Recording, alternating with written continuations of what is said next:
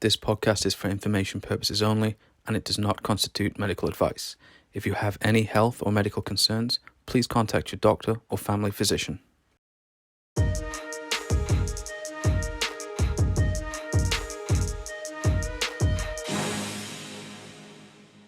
Hello and welcome to the very first episode of Flexibility Focus, a brand new podcast dedicated to the science of flexibility.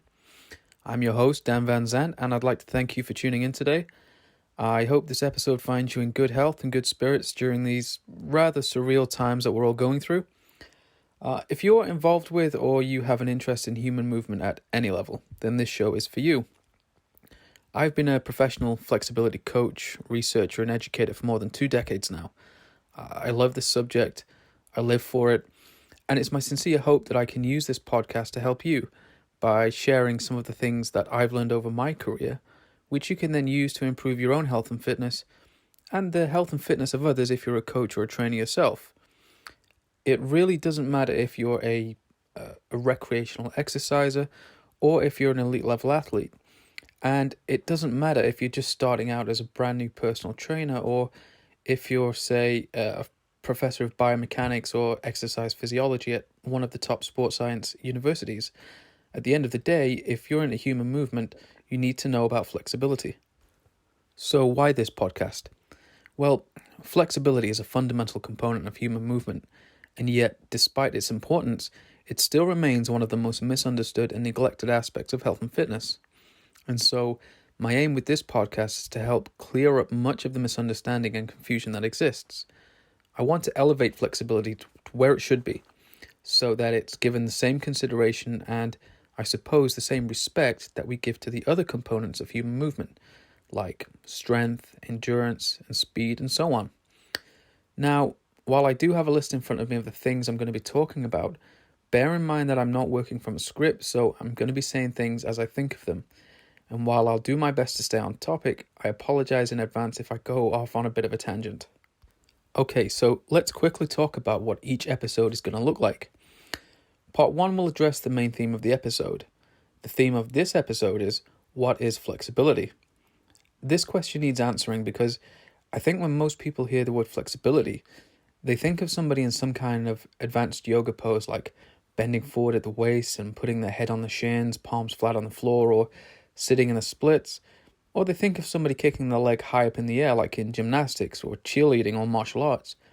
But when you actually ask people the question, what is flexibility, you'll find that many of them don't actually have a specific or an accurate definition. So in part 1, I'll answer this question by explaining what science actually says about the subject. I get my definitions from the literature, and when I say the word literature, I'm talking about what all the research papers and the leading academic textbooks are saying about flexibility. You see, I consider myself very strongly evidence-based as a coach and an educator. And while the literature isn't always perfect, it is the source of the best available evidence that we can have access to. So you'll probably hear me refer to that word literature quite a lot. And in the process of answering the question, what is flexibility, I think it's very important that I also discuss the subject of flexibility versus mobility. Because when you read enough material, you'll see that the literature has a very precise definition for each of those words, but their meaning gets a little lost in translation when the information is communicated to the public. So I'll clarify what those terms actually mean from a position of scientific consensus, and I'll explain why the way that mobility is used on many social media and blog posts is neither accurate nor adequate when it comes to explaining what's going on in a human joint during movement.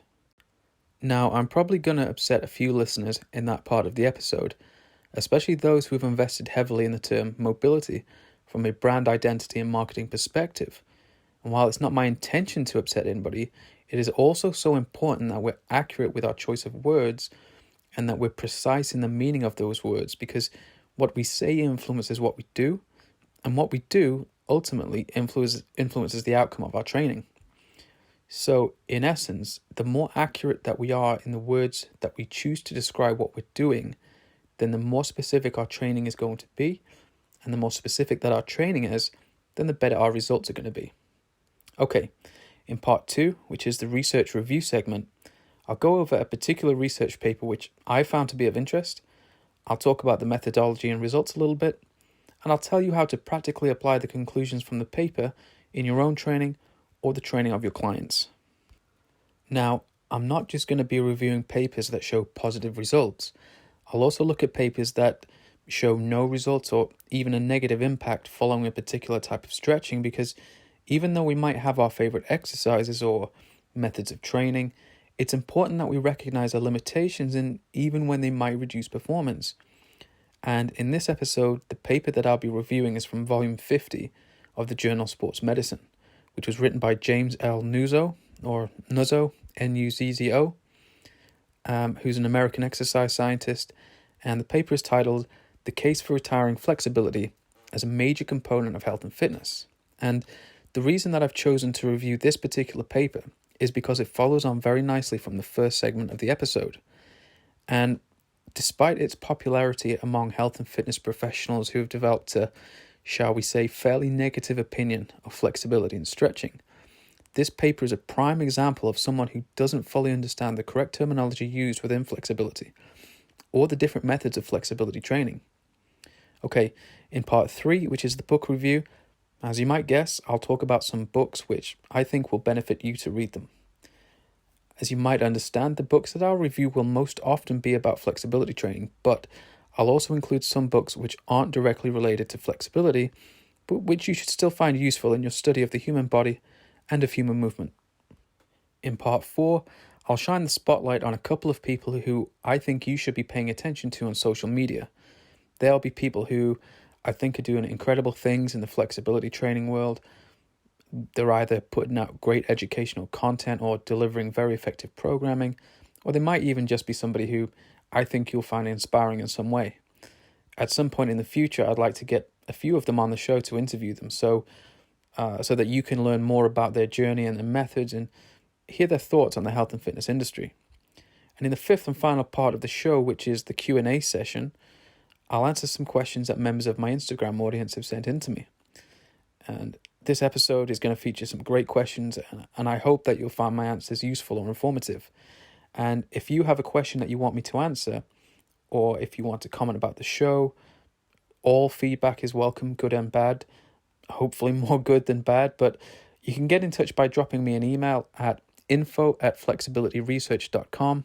That's info@flexibilityresearch, or one word, .com. You can also message me on Instagram, just search for @flexibility.research. I do have a page on Facebook, but I'm really not on there very often, so sending me an email or getting in touch on Instagram is definitely the best way to contact me. I'm also planning at some point to put the episodes up on YouTube.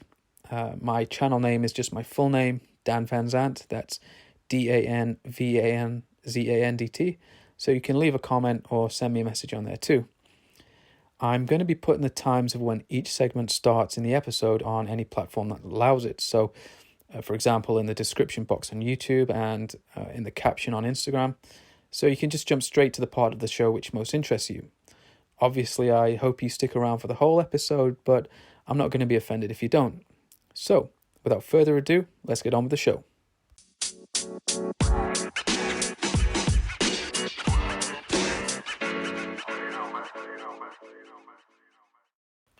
All right, welcome to part 1. I figured that before I start answering the question, what is flexibility, I should probably very briefly tell you a bit about me and why I'm qualified to talk about the subject matter. So, researching and teaching the science of flexibility and coaching flexibility training has been my professional career for over 22 years now. But I've actually been learning about and I've had an interest in flexibility for much longer, for well over 30 years now. I first started learning about flexibility from about the age of 4 or 5, which was when I started doing martial arts. I started out in kicking styles like karate and taekwondo. Obviously, in the beginning, I only had a very rudimentary idea of what stretching was, but I was very fortunate to have been able to learn from some instructors who were exceptionally knowledgeable when it came to effective flexibility training. One example is Bill Wallace, also known as Superfoot, who was renowned for his flexibility and kicking skills. as well as his extensive knowledge of the human body owing to his bachelor's degree in physical education and master's degree in kinesiology. If you're not familiar with that term, kinesiology is the science of human movement. So Bill injected that knowledge into all of his lessons and seminars, so I really had a great start to my flexibility education. And even as a kid, my favorite books were the ones that Bill wrote, like Dynamic Stretching and Kicking and The Ultimate Kick. And if you're a martial artist with a background in karate or taekwondo, you're probably already very familiar with those books. If you've never read them, I highly recommend them. And then on, I think it was my 7th or maybe my 8th birthday, I was given a first edition of Stretching Scientifically by Tom Kurtz. And if you're not familiar with it, Stretching Scientifically is hands down one of the best books ever written on the practicalities of flexibility training. And it just so happens to be one of the books that I'll be discussing later on in the book review segment of this episode. And obviously at the time when I got the book, I was far too young to understand a lot of the stuff that Tom wrote. So I remember having to get people like Bill and my biology and physical education teachers at school to explain it to me in words that I actually understood. And coincidentally, Tom himself would actually play a pivotal role in my development as a flexibility coach, because in the early to mid 90s, I was lucky enough to be able to train with him at a lot of his seminars. So I was lucky enough to learn from him firsthand. So Bill and Tom were hugely influential figures in my life, and Tom's seminars and books in particular had a massive impact on my career, on my future career choice. I started teaching dedicated flexibility classes at my karate school a few days a week, which was in 1998, and that was actually my very first paid job. I eventually went on to study the human body at university. I got my bachelor's and master's degrees in kinesiology, specializing in sport and exercise biomechanics. Interestingly, what I found was that flexibility is inextricably linked with biomechanics, because biomechanics is derived from classical mechanics, which is the branch of physics concerned with the study of the motion of bodies caused by force. A body simply being the thing that's being looked at or analyzed. And the word motion means the change in the position of a body. And most people will know that flexibility is, the range of motion in a joint. So flexibility is actually a biomechanical measure of movement at a joint or in a series of joints. And I'll explain more about that very shortly, but I can confidently say I was one of the first coaches to approach flexibility primarily as a component of biomechanics rather than, say, sports science or physical education. And to the best of my knowledge, I'm still one of the only educators promoting that approach. And it's an approach that I'm eager for more people to adopt, because it adds clarity to a subject that is made unnecessarily more confusing than it needs to be. Anyway, just to quickly finish the About Me part, I'm also a certified strength and conditioning specialist. I'm an NASM certified personal trainer. NASM is the National Academy of Sports Medicine. I'm a qualified yoga teacher, and I trained as a sports therapist, which in the United States you would liken more to an athletic trainer than a physical therapist. As far as teaching goes, I've taught the science of flexibility all over the world, including some of the world's most prestigious ballet companies like Paris Opera Ballet and Berlin State Ballet. I've coached national martial arts teams. I've taught members of law enforcement in the military. And I've lectured at a number of universities, including the University of Zurich and University College London. So that's me in a nutshell. Now, I don't want to spend any more time talking about me because I don't really enjoy it, but also because this podcast isn't about me, it's about flexibility. But I thought you might want to know at least a little bit about how I got involved in the industry, and I just wanted to add a little bit of qualification to the things I'm going to be saying, and so that you don't think I'm just some random voice over the airwaves. If there is anything else that you want to know about me, just drop me an email and I'll be happy to tell you more on there. So, what is flexibility? Like I mentioned earlier, most people who don't know very much about flexibility, they at least have the idea that it means extending yourself or parts of yourself in positions or movements that go beyond what we're used to in our normal daily lives. And people who know a bit more about the subject say they've opened up a sports science textbook, or they read a post on a sports training blog or on social media, those people will likely tell you that flexibility is the range of motion in a joint or in a series of joints. And if you ask them what range of motion actually means, they'll probably just say it's how far the joint can move. And while those definitions are not inherently wrong, they're not entirely accurate either. You see, the problem with saying that flexibility is range of motion is that flexibility isn't seen as corresponding to any particular measurement, but rather it's seen as the measurement itself. And the issue that we have is that range of motion is just one of several measurements that we can use to assess a person's flexibility, albeit it is the most commonly used one. The other measurements we can use to assess flexibility are things like changes in passive stiffness, viscoelasticity, EMG activity, and so on. So we have to separate flexibility, which is the thing being measured, from range of motion, which is the measurement. And we do that by looking at flexibility as a component of biomechanics, which I mentioned just a few moments ago. Now, if you're not sure what biomechanics is exactly, it simply means that we're applying the principles of mechanics, which is the study of motion caused by force, to a living human body. So again, mechanics is the study of the motion of a body, and motion means the amount that a body can change position. And just to remind you, a body is simply the thing that we're looking at, and almost all the time in flexibility, the body that we're analyzing is a particular joint or a number of joints. So in its most basic terms, flexibility is the ability of a joint to change position.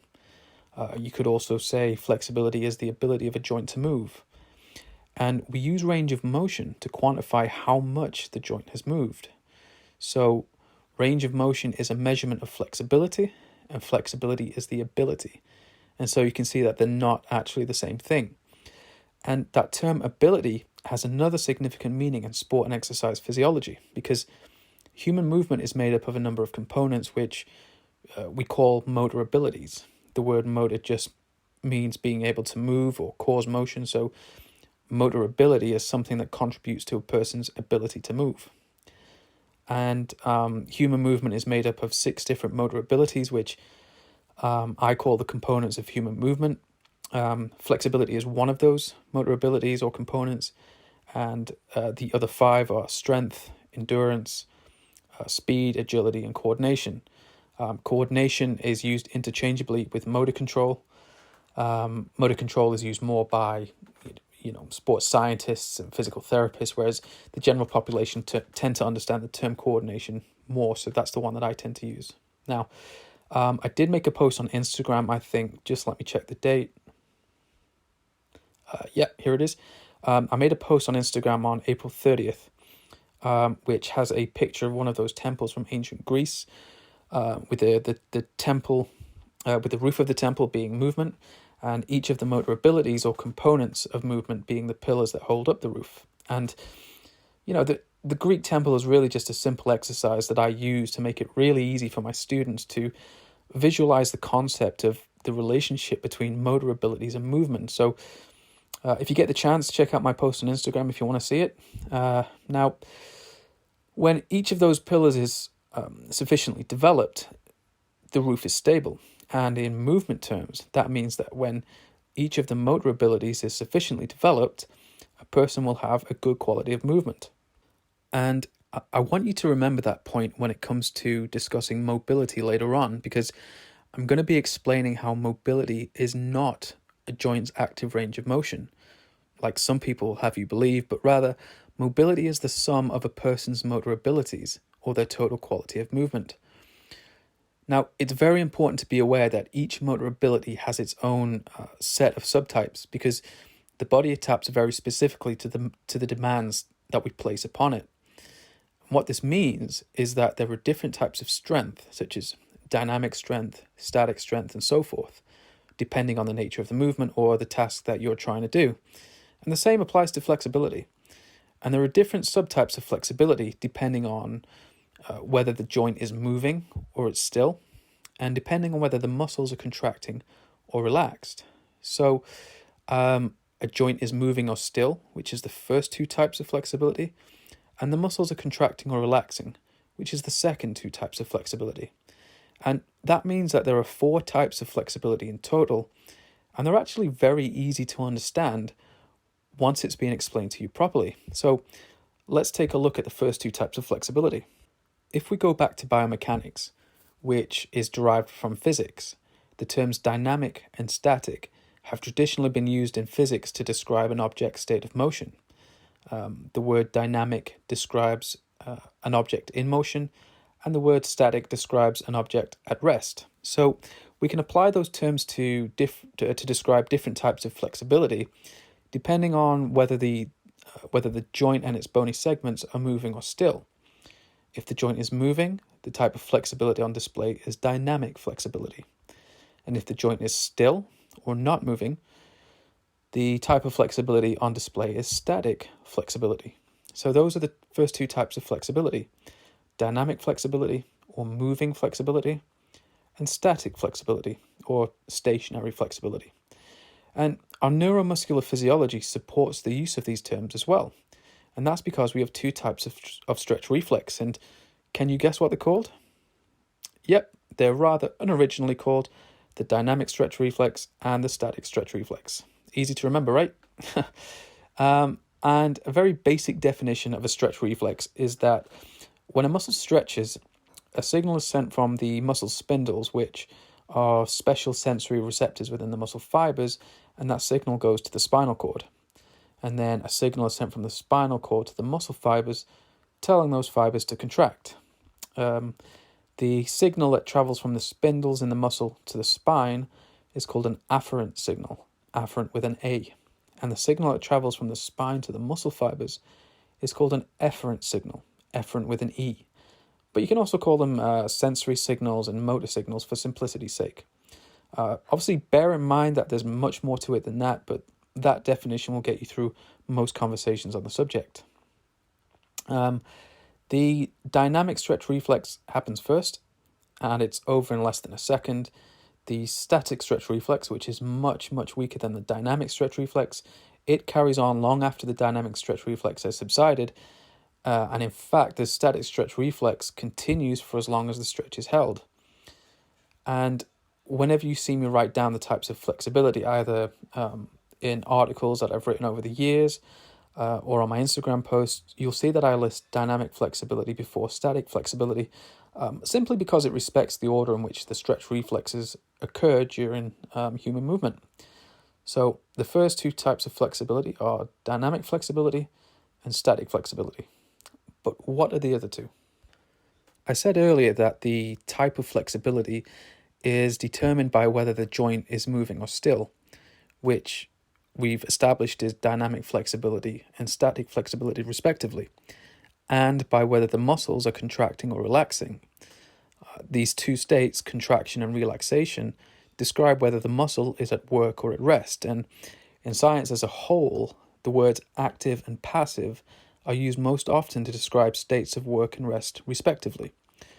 For example, in cell biology, we use the term active transport to describe the movement of biomolecular substances across cell membranes using an active energy input. And as you've probably guessed, we use the term passive transport to describe such movements that do not require an active energy input. So we use the term active when a muscle is contracting, and we use the term passive when a muscle is relaxing. And so the other 2 types of flexibility are active flexibility and passive flexibility. Now, for a crucial point, we have to acknowledge that nothing happens in the human body in isolation. For example, a joint may be moving or still, but at the exact same time, the muscles are either contracting or relaxing. These 2 states, one of motion and the other of neuromuscular function, cannot exist independently of each other. So the joint is either moving or still, and the muscles are either contracting or relaxing. These 2 states always happen simultaneously. And so we can go one step further with our definitions of flexibility, and we can make them even more specific. And remember, specificity is one of the key ingredients to getting successful results in exercise and training. You'll often hear it called the principle of specific adaptation to imposed demands. So the more specific we can be, the better our results are going to be.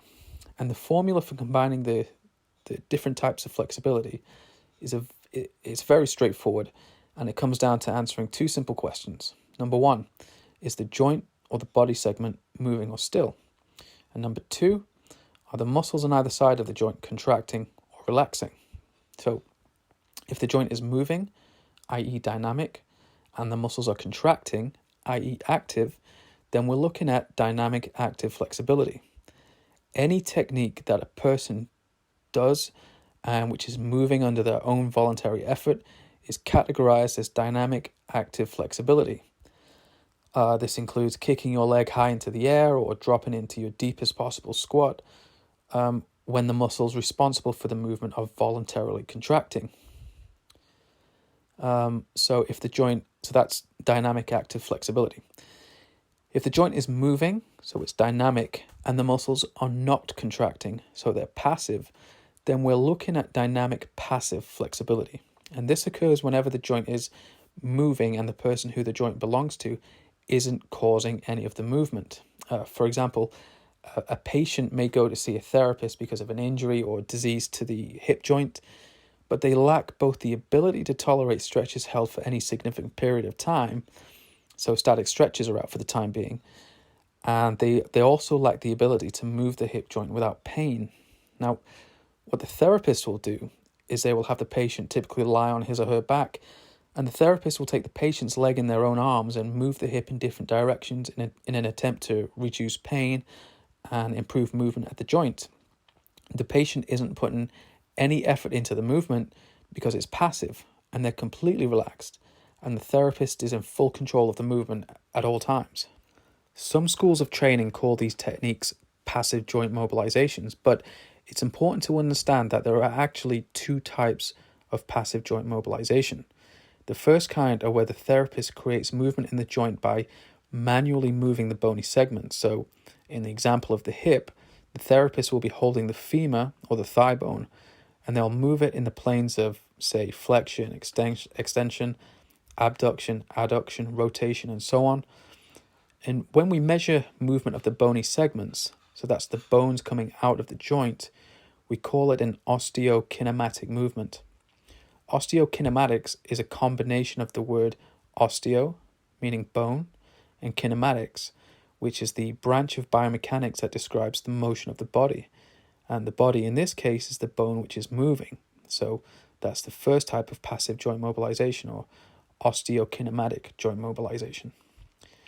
The second type of passive joint mobilization is when the therapist uses their hands or some other tool like a traction belt, and they physically move the articular surfaces of the joint.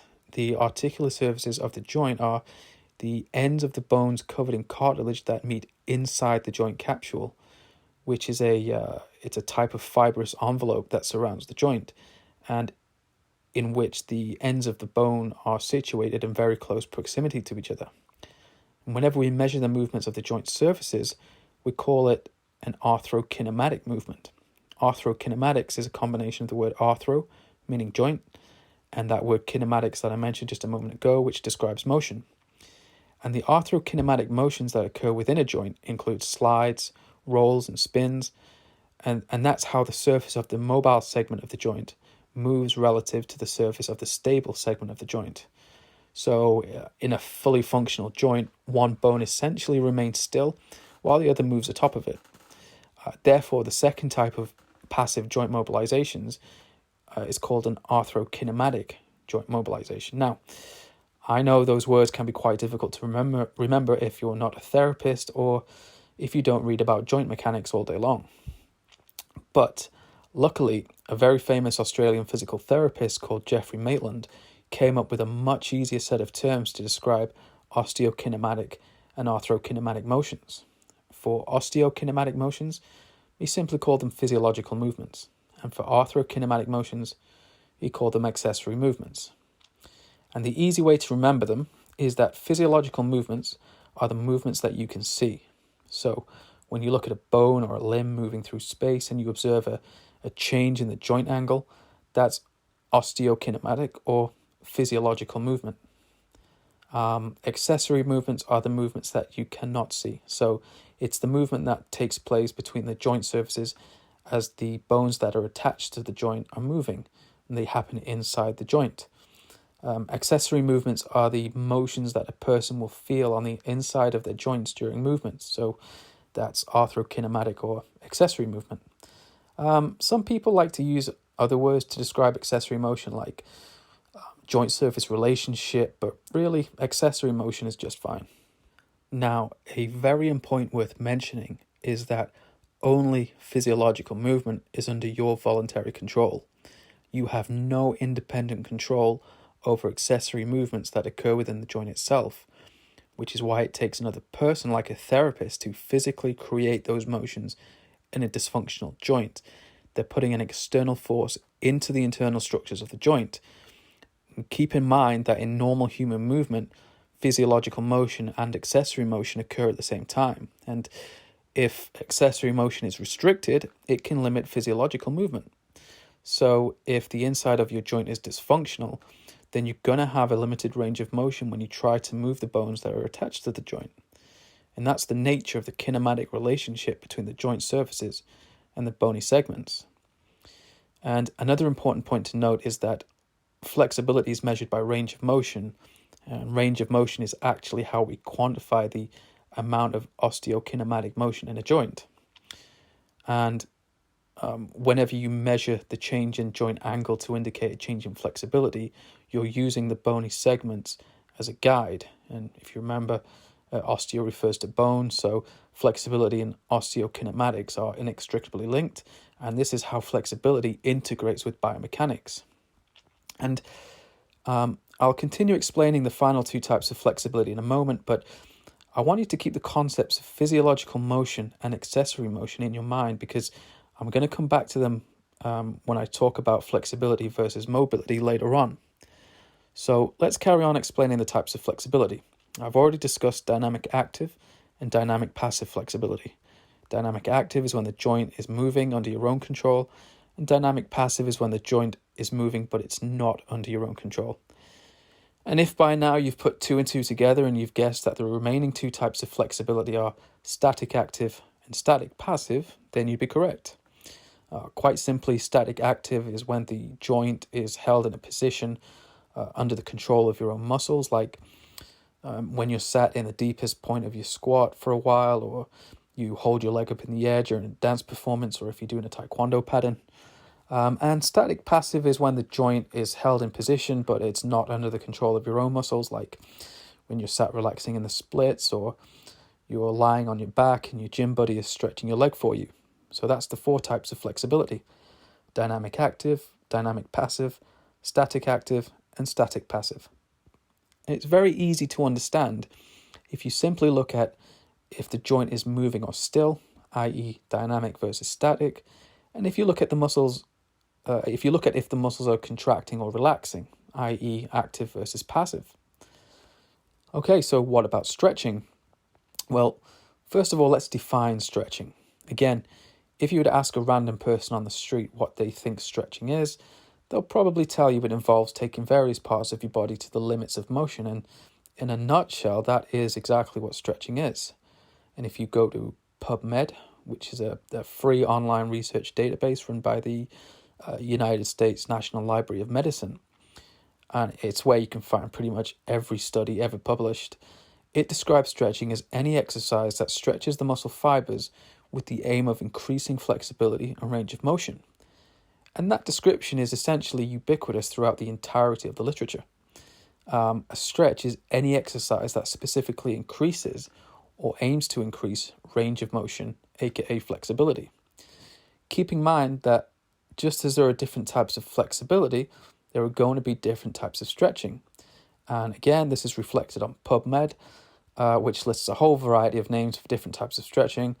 And I'll tell you how to distill them down to just four primary types of stretching in a minute. Now, all sorts of names have been coined over the years to refer to stretching in one form or another, like PNF stretching, CR or contract relax stretching, active stretching, CRAC or CRAC, contract relax antagonist contract stretching, muscle energy techniques, and so on. It all sounds very complicated, but like I said, we can distill stretching to 4 primary types. And how do we determine the type of stretching? Very simply, we link the characteristics of the stretch to the type of flexibility it's trying to develop. So all we really do is take the name that we gave to the type of flexibility and give it to its respective type of stretching. The type of flexibility and the type of stretching which best develops it both have the same name. So, dynamic active stretching develops dynamic active flexibility. Dynamic passive stretching develops dynamic passive flexibility. Static active stretching develops static active flexibility. And static passive stretching develops static passive flexibility. And, the characteristics are exactly the same. Does the stretch involve moving the joint and contracting the muscles? Then it's a dynamic stretch, a dynamic active stretch. Does the stretch involve moving the joint and relaxing the muscles? Then it's a dynamic passive stretch. Does the stretch involve keeping the joint still and contracting the muscles? Then it's a static active stretch. And does the stretch involve keeping the joint still and relaxing the muscles? Then it's a static passive stretch. So let's take a look at some of the more famous examples of names given to various stretching methods and put them in the stretching categories they actually belong in. So first of all, PNF stretching, which stands for proprioceptive neuromuscular facilitation.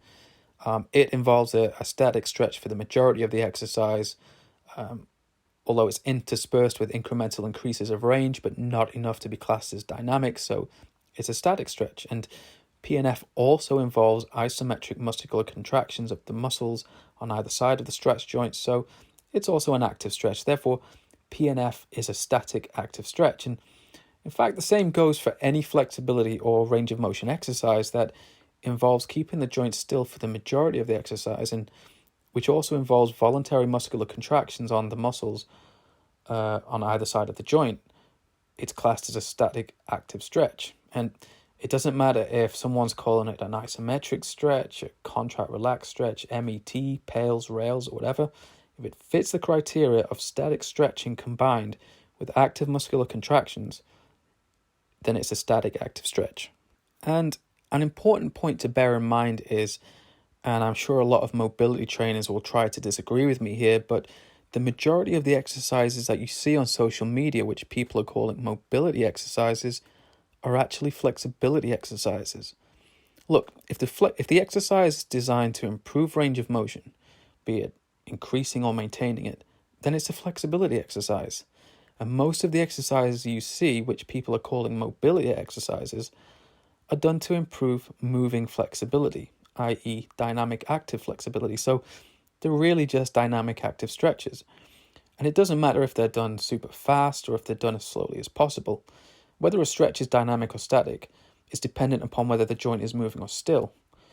Speed isn't a factor. Speed is only a factor when you're calculating velocity, which you're really not going to be able to do outside of a biomechanics laboratory. So all those mobility exercises, most of them are really just dynamic active stretches. Now, I should point out that I'm not talking about things like foam rolling here or using a lacrosse ball to address tender spots in the tissues. Those things are, by their very definition, self-applied manual therapy. In the discipline of flexibility training, you could call them non-stretching flexibility exercises because they contribute to flexibility, but they don't take the tissues to their limit of extensibility. And I'll talk more about mobility shortly, but essentially anything you see being done to promote range of motion in a joint, which involves moving the joint under your own control, is a dynamic active stretch. But what about all those controlled articular rotations everyone is doing on social media? Yep, they too are dynamic active stretches. They're simply dynamic active stretches performed slowly in the direction of rotation. They're a flexibility exercise, not a mobility exercise. In terms of passive joint mobilizations, which are designed to increase dynamic passive flexibility, the term mobilization is traditionally reserved for techniques which improve accessory motions within the joint itself. And they belong in a category of techniques called mobilizations and manipulations, which are usually performed by a healthcare practitioner like a physiotherapist, an osteopath, or a chiropractor. And what they'll do is they'll put external force into the joint itself to improve the quality of accessory motions or improve how easily and freely those articular surfaces move relative to one another. So the way to remember it is like this. If the therapist or trainer is holding the limb and the therapist or trainer is performing the physiological movements, they're trying to improve osteokinematic motion quality, and it's a flexibility exercise. Remember, osteokinematic movement is what we're measuring when we're quantifying the change in a joint's range of motion. Therefore, we're measuring flexibility, and what we measure determines what we call something. So in the case of passive joint mobilizations, where the therapist is moving the limb around and they're trying to improve dynamic passive flexibility, they're doing a dynamic passive stretch. Maybe they might do some long holds at the pain-free limit of motion, so there'll be some static passive stretching in there too, but for the most part, this type of passive joint mobilization is more accurately called a dynamic passive stretch. And remember, it's normal for several types of stretching to be done together. So on that basis, the term mobilization is reserved for the times when a therapist is putting their hands or some other equipment on a patient and they're putting force into the joint itself. Again, think of the way a chiropractor performs an adjustment on the vertebral joints in the spine. Thus, we have a clear differentiation between dynamic passive stretching and mobilizations. And you can apply that same logic to every type of exercise or movement that's designed to increase or maintain range of motion, so that you won't be confused by new names, initialisms, or acronyms that people decide to give to existing methods of stretching or flexibility training. So to sum up the point so far, number 1, flexibility is the motor ability that describes a joint's ability to move. Number 2, range of motion is how we quantify that ability. Number 3, range of motion is categorized depending on whether the joint is moving or still, and whether the muscles on either side of the joint are contracting or relaxing. The 4 types of flexibility are dynamic active flexibility, dynamic passive flexibility, static active flexibility, and static passive flexibility. And number 5, because there are 4 types of flexibility, there are 4 types of stretching, quite unoriginally called dynamic active stretching, dynamic passive stretching, static active stretching, and static passive stretching. And that's all there really is to defining flexibility in training, essentially. Now, I just want to take you back momentarily to when I discussed the different motor abilities. If you remember, when I was talking about how we define flexibility, I said that nothing in the human body happens in total isolation. The same is true for the motor abilities. Flexibility is intimately linked to strength, endurance, speed, and so on. And it's also possible to define flexibility in terms of how it interacts with the other motor abilities. So let's use strength as an example. If you're a trainer, or even if you're just someone trying to improve their own dynamic active flexibility, and you're doing dynamic active stretches while holding weights, it's possible to measure your flexibility and strength at the same time. For example, say you're stood on a low platform like a small box. You have a barbell in your hands, held down at your waist, and it's loaded with an appropriate amount of weight. You then do a Jefferson curl, which involves slowly flexing your spine segmentally from the cervical spine right down to the lumbar spine so that the barbell lowers below the level of your feet. And I know there's a lot of people who don't like this exercise, but let's ignore the discussion about its utility right now, and we'll save that for another episode entirely. But you can quantify flexibility by measuring the amount of spinal flexion from the starting position to the maximal point of flexion, and you can also measure strength by measuring the amount of weight on the bar. So in very simplistic biomechanical terms, we're quantifying the change in position and amount of force produced during displacement. And remember, what we measure determines what we call something. But since we're measuring flexibility and strength, which is it? Is it a flexibility exercise or is it a strength exercise? The answer is both, actually. It's a flexibility and strength exercise. If you're measuring flexibility and strength, then you're trying to improve flexibility strength, written as flexibility-strength. You can do the same with flexibility and all the other motor abilities like flexibility endurance, flexibility speed, and so forth. Now, some people might turn their noses up at the idea of using terms like flexibility strength, but it happens all the time with other motor abilities in the strength and conditioning and sports science industries. For example, speed strength, written as speed-strength, is a metric of human performance that's examined and trained for very often. Now, does calling it flexibility strength change the type of flexibility or the type of stretching? No, not at all.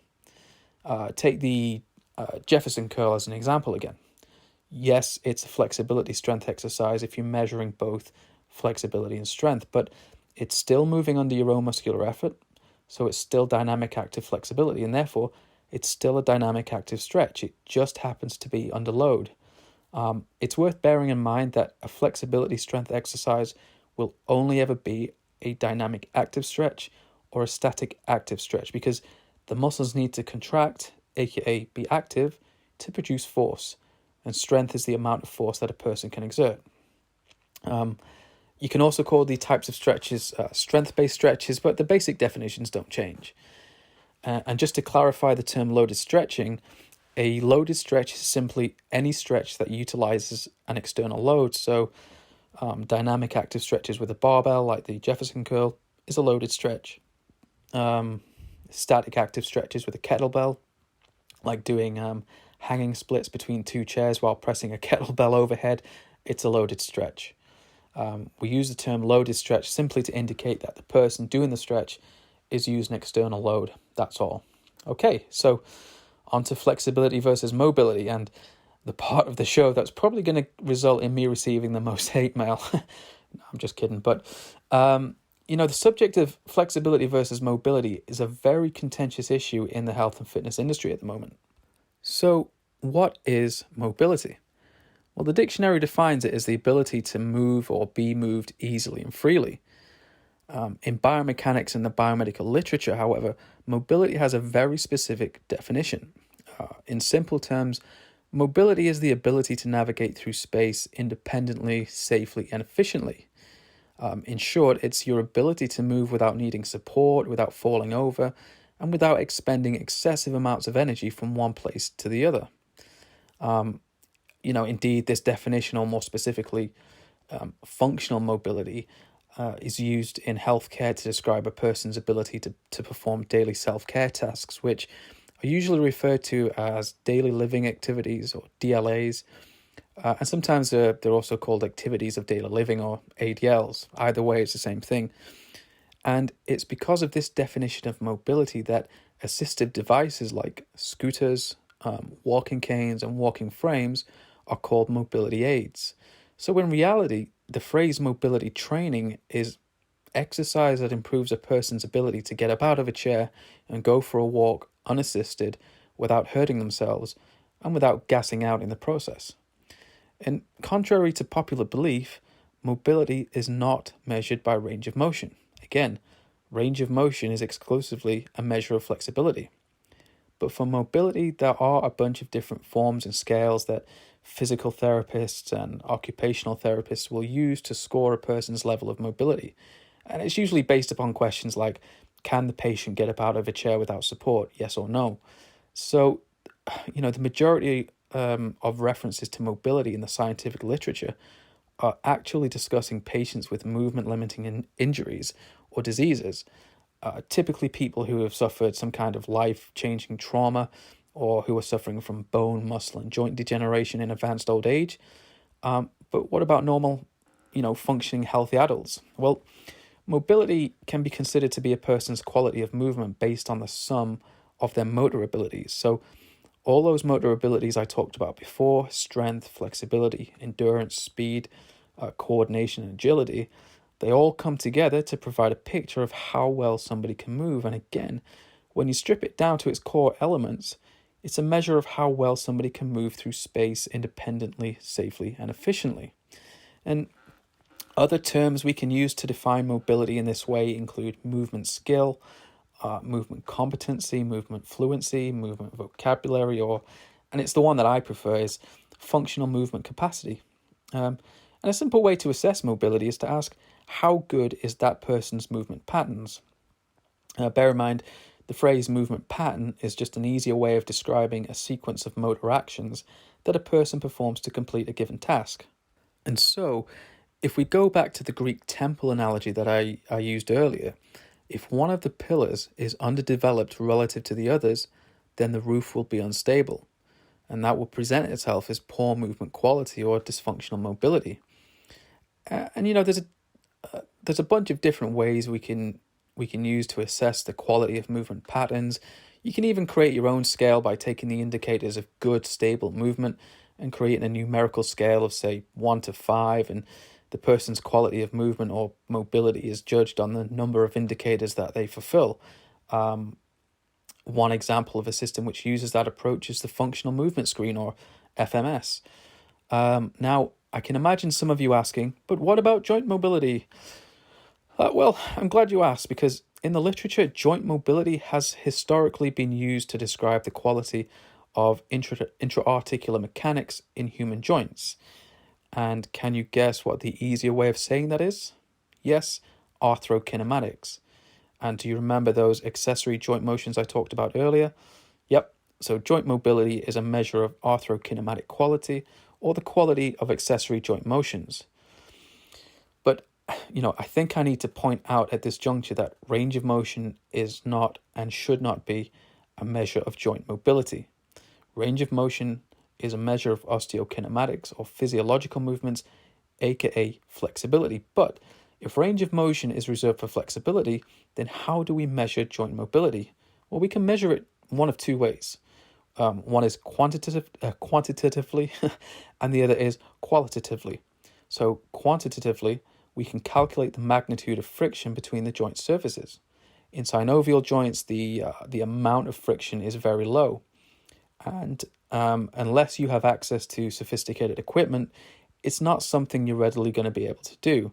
I put a post up on my Instagram. Let me just see. It was April the 10th, which explains a bit more about the concept if you're interested.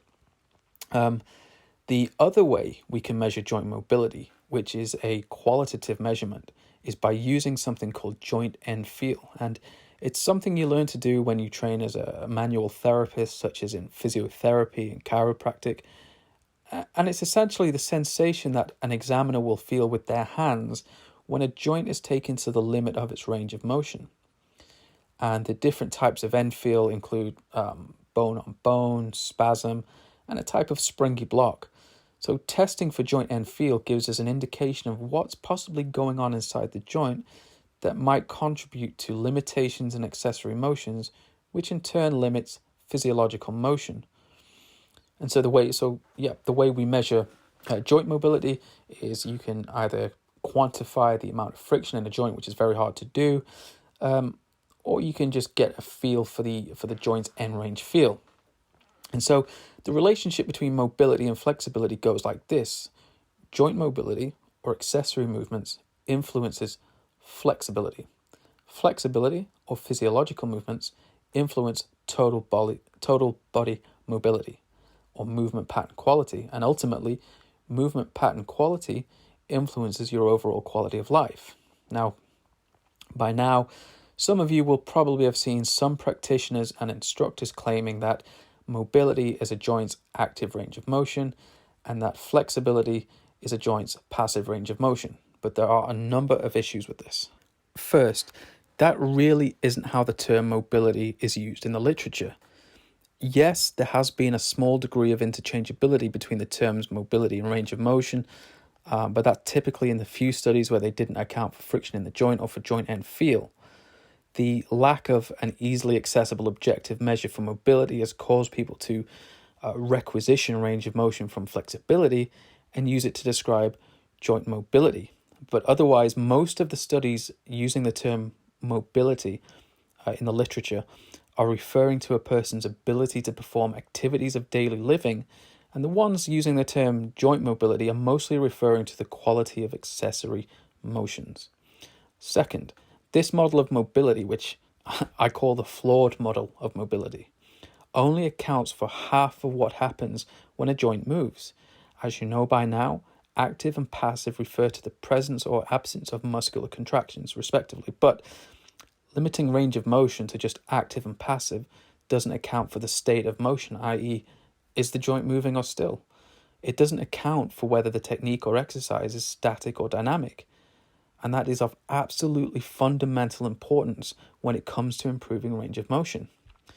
Third, proponents of this model of mobility often claim that flexibility is historically synonymous with passive range of motion, or the ability to move your limbs into a position using some kind of external force. Again, this claim is utterly false.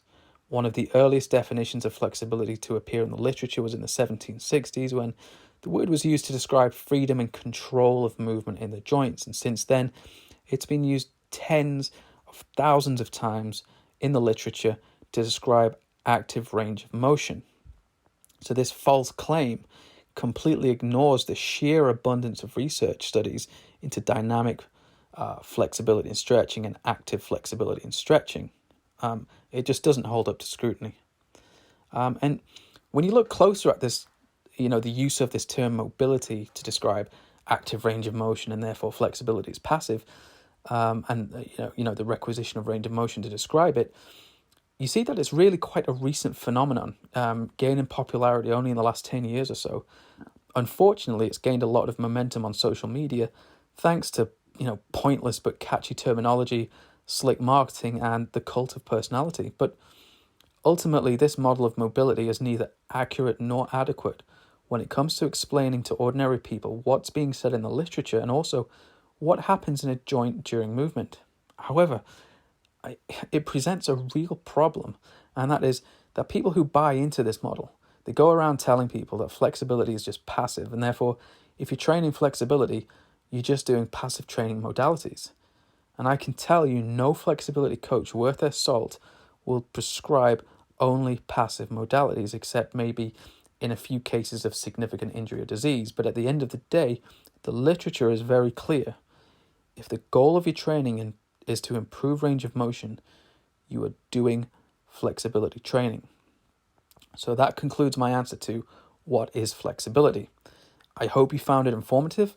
Bear in mind there are other parts to the question, such as what are the components of flexibility, but I'll answer those in a future episode. But now it's time to move on to the research review.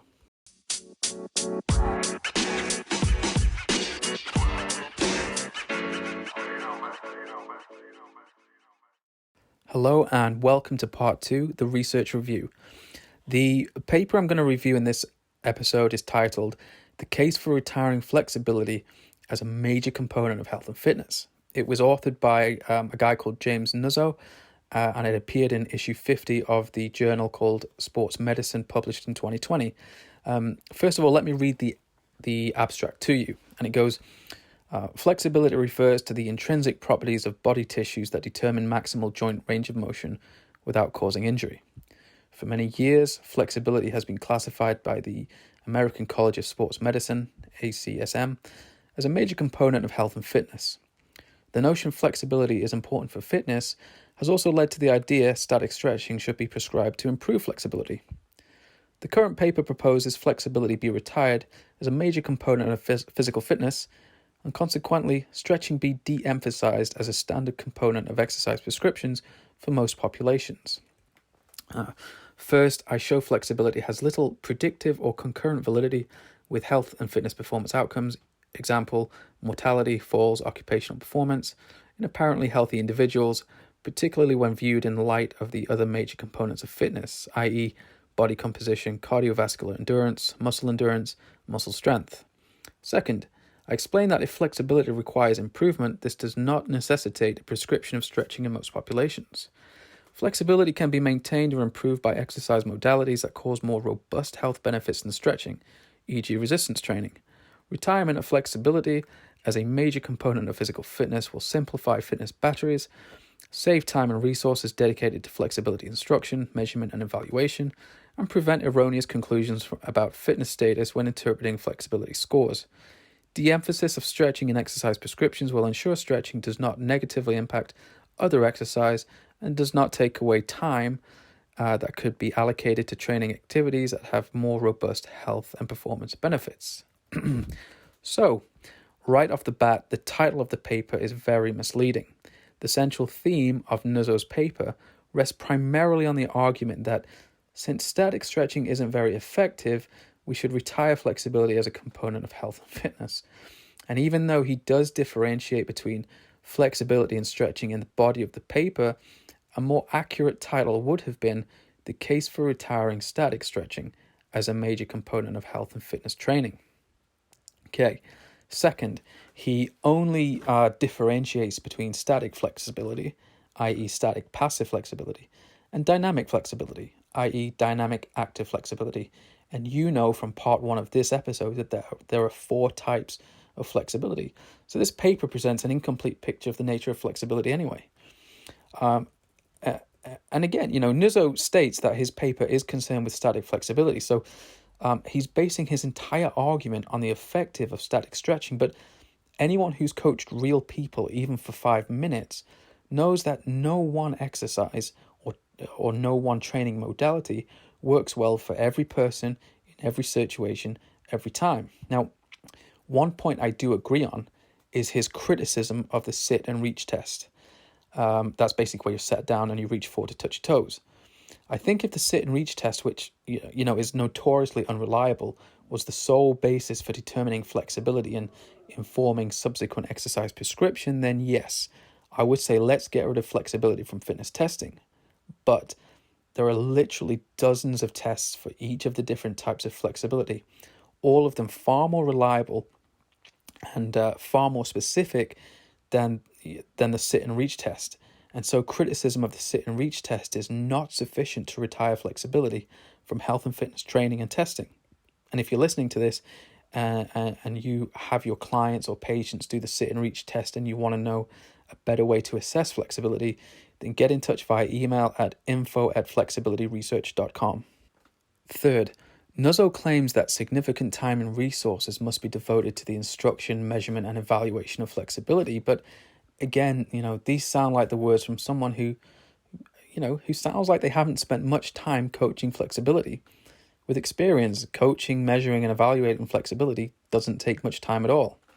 Fourth, Nuzzo states that flexibility has little predictive or concurrent validity with health and performance outcomes, a statement which he is basing mostly upon the flawed sit and reach test.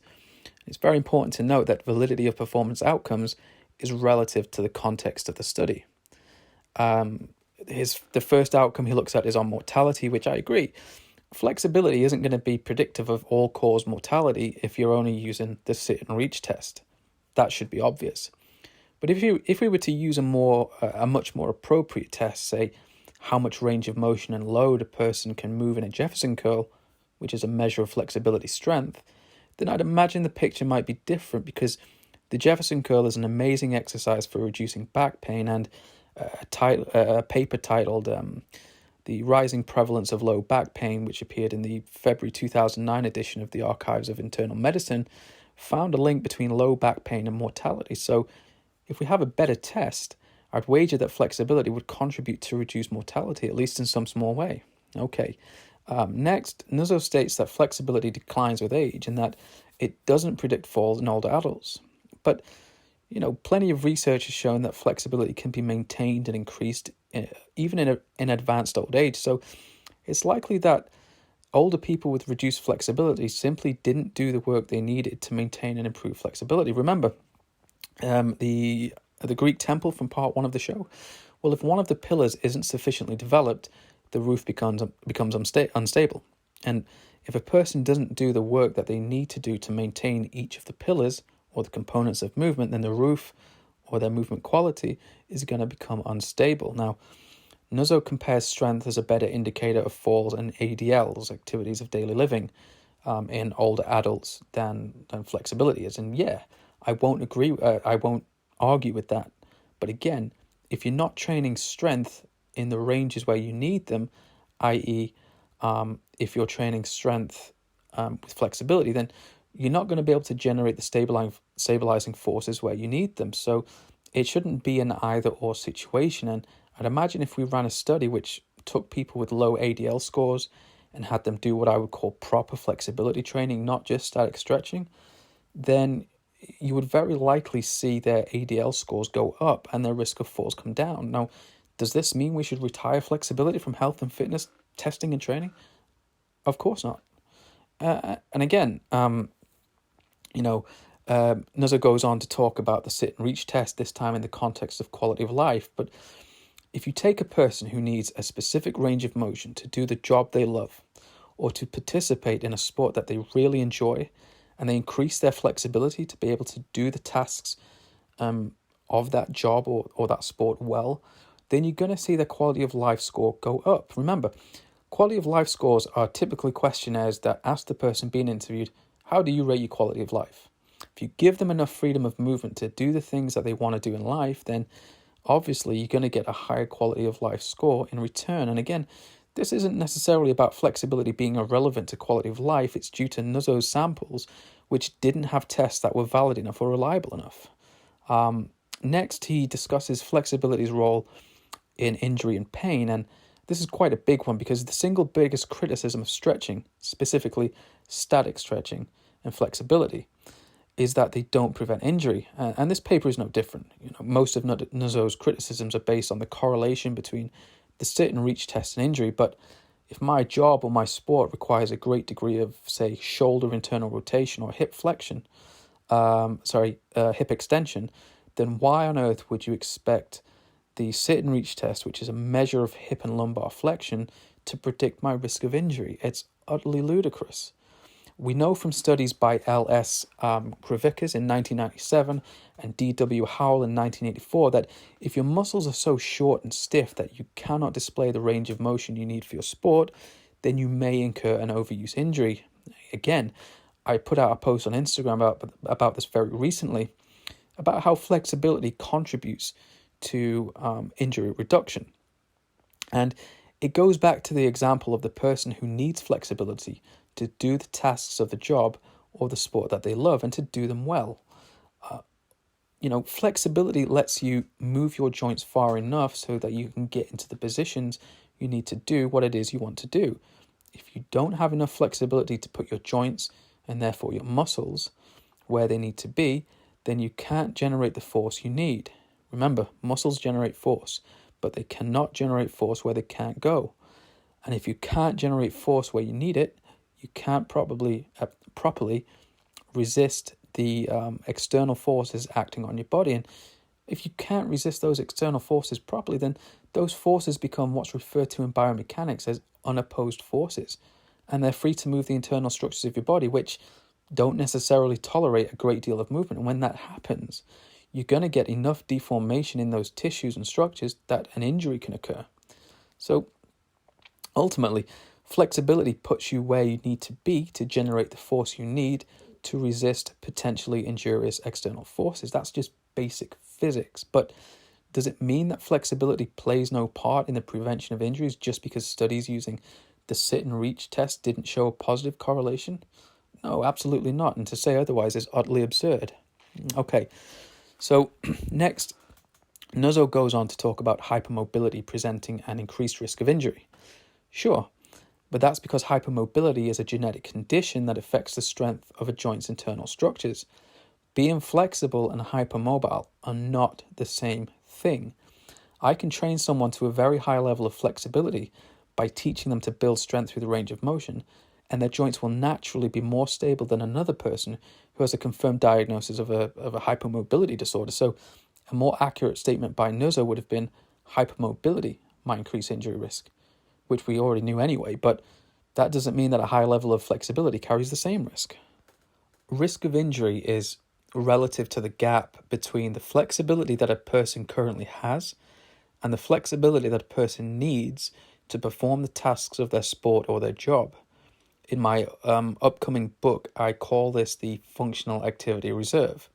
And the goal of any flexibility training program should be to close the gap between your current level of flexibility and the flexibility that your sport, your job, or whatever it is you want to do demands of you. But, basing the assessment of flexibility's contribution to increased risk of injury on the presence of hypermobility is a flawed argument. Okay, Nuzzo then goes on to discuss flexibility and cardiovascular outcomes, stating that sit and reach scores don't correlate with blood pressure or resting heart rate, but there's actually a body of evidence that demonstrates that robust cardiovascular, metabolic, and muscular adaptations occur as a result of flexibility training. we know from various studies, including Hoyer et al. 2010 in the Journal of Physiology, Hoyer et al. 1985 in the Journal of Applied Physiology, and Hodder et al. 2018 in the Journal of Physiology, that stretching increases blood vessel growth. And we also know from those same studies, and also from Sasa et al. 2004 in the American Journal of Physical Medicine and Rehabilitation, Clinch 1968 in the Journal of Physiology, Chambers et al. 2009 in the Journal of Physiology, and indeed quite a few others, that stretching also reduces the amount of atrophy in disused muscles, increases metabolism, and improves cardiovascular function. So that argument kind of falls flat on its face. Nuzzo then goes on to state that flexibility doesn't correlate with other components of fitness like strength, but really, what do you think happens in static active stretching modalities like PNF or isometric stretching? Well, the muscles get stronger in the new ranges. Again, this is the issue when scientists and educators don't know the full picture of flexibility.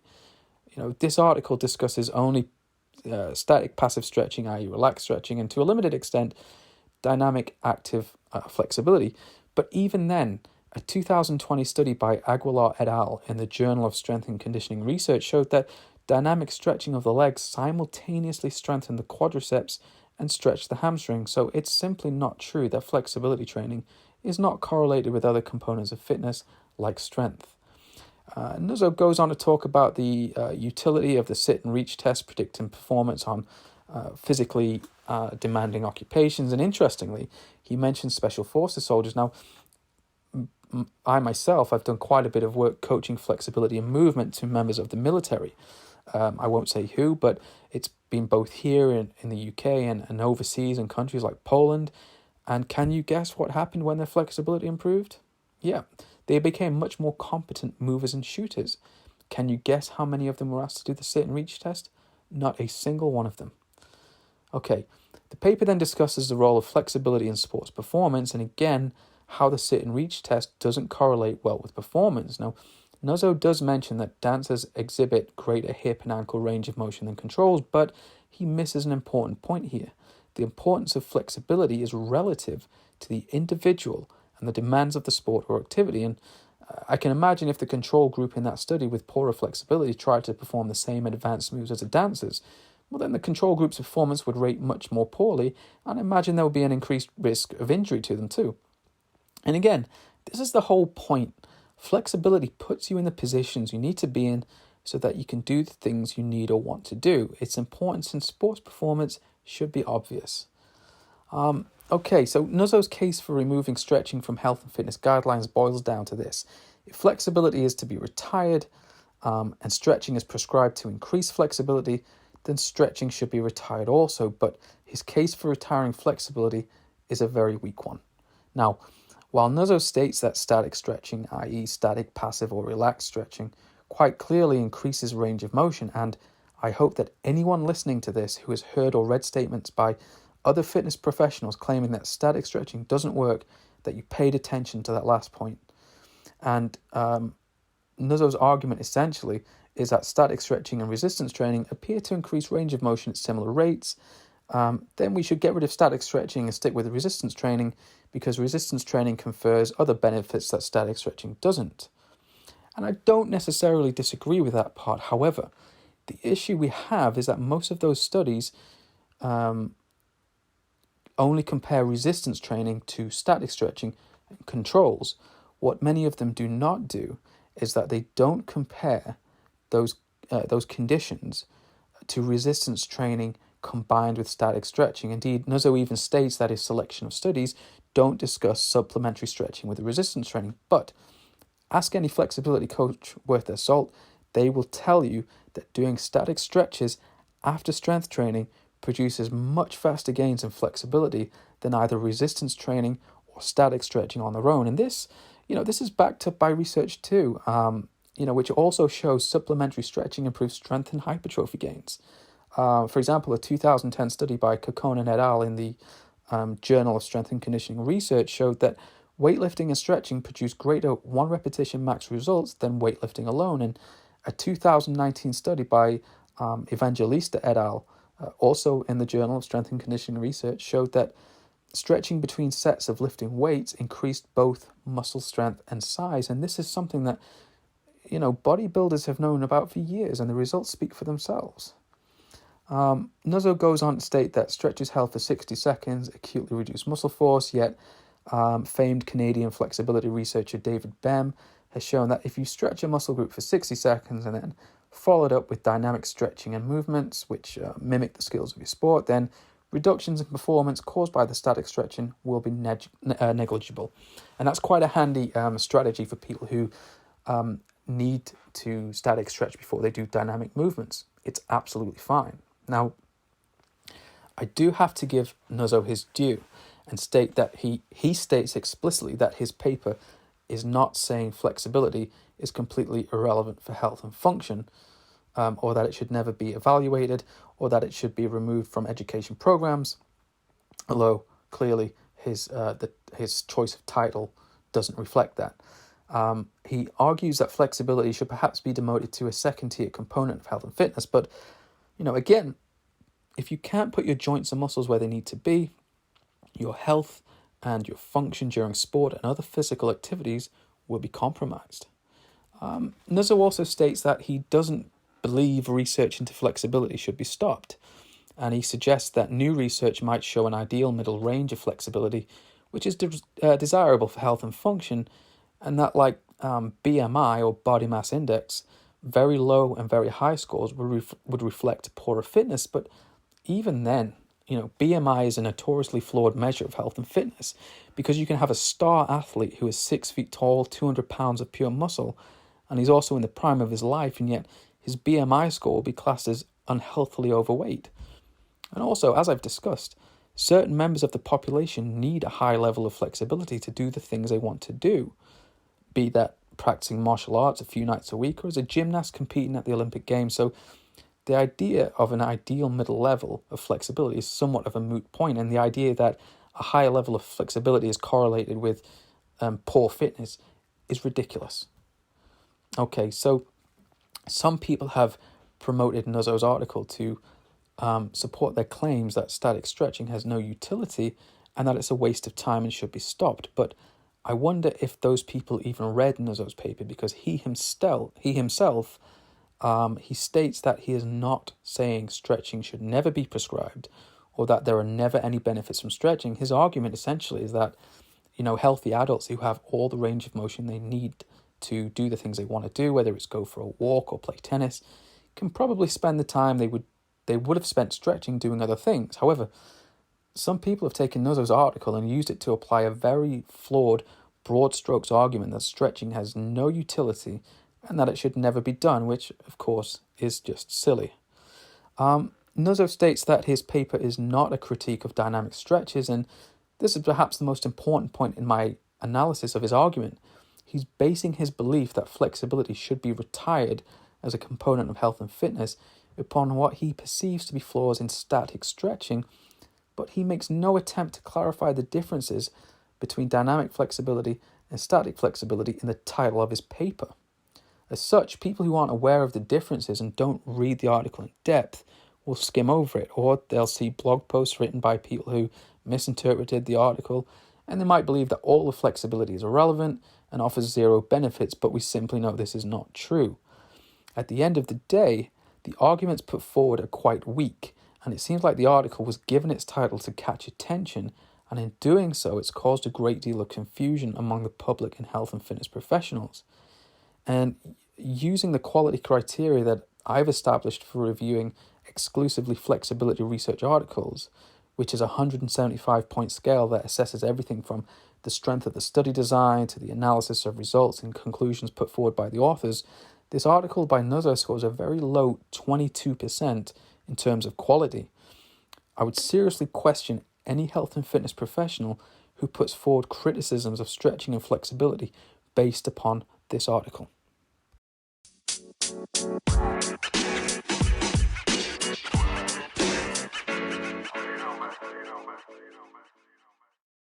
Hello and welcome to part 3, the book review. Every episode I'll talk about a couple of books which I think you'll like. I'm starting off by reviewing 3 today, and depending on the feedback I get after this episode airs, That number might go up or down, I don't know. We'll see how it goes. And just remember, the statements about the books I'm going to talk about are just my opinions. And you are free to form your own opinions, even if they disagree with my own. In fact, I actively encourage it, and I encourage you to think critically about this, or indeed anything else I say in this podcast. I openly welcome thoughts and opinions different to my own, because they challenge me to become a better thinker, and they offer me an opportunity to move one step closer to the truth. As my favorite science communicator and writer of all time, the late Carl Sagan, once said, "The truth may not be consonant with what we desperately want to be true, but our preferences do not determine what is true." Okay, so first up is that flexibility training classic, Stretching Scientifically by Tom Kurz. I'm going to be discussing the 4th edition, which is the most recent update, although I do have all editions of the book in my library. I talked about Tom in the beginning of this episode when I discussed his influence on me personally, but if you're not familiar with him, he basically started producing material in the mid-1980s, and since then he's put out a number of books and videos, including Secrets of Stretching and Flexibility Express, and interestingly, Tom's DVD Flexibility Express, which came out in 2012, I think. It was the first video to really bring the idea of stretching with weights to the public's attention, especially the use of a progressively wider squat or horse stance to train the side split. And if you look on the internet today, you'll see so many people now using that method.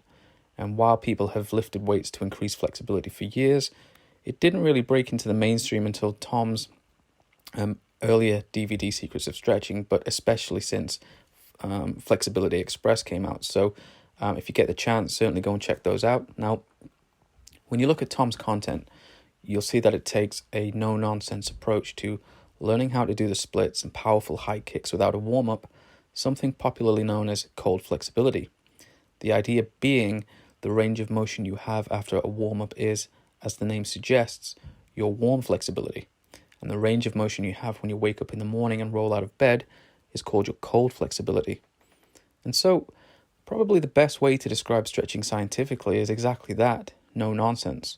Tom starts by explaining the definitions of flexibility and when each type of stretching is most appropriate to be included in a workout, and then he breaks down the fundamentals of each type of stretching along with example exercises that target every part of the human body.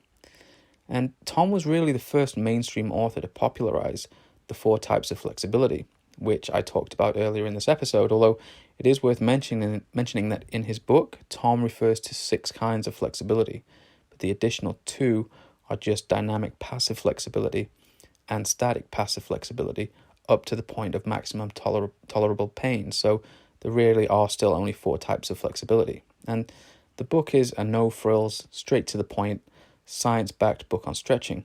Some people might be put off by the academic tone of the book, but it's essentially a follow-along book.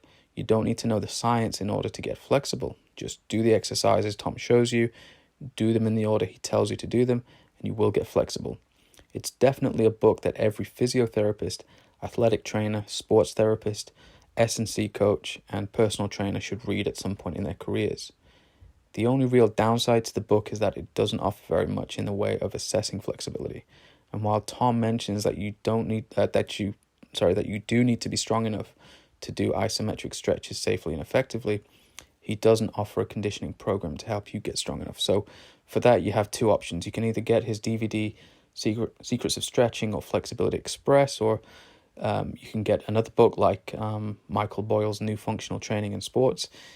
If you have both Stretching Scientifically and New Functional Training in Sports, you essentially have everything you need to design a comprehensive flexibility training program.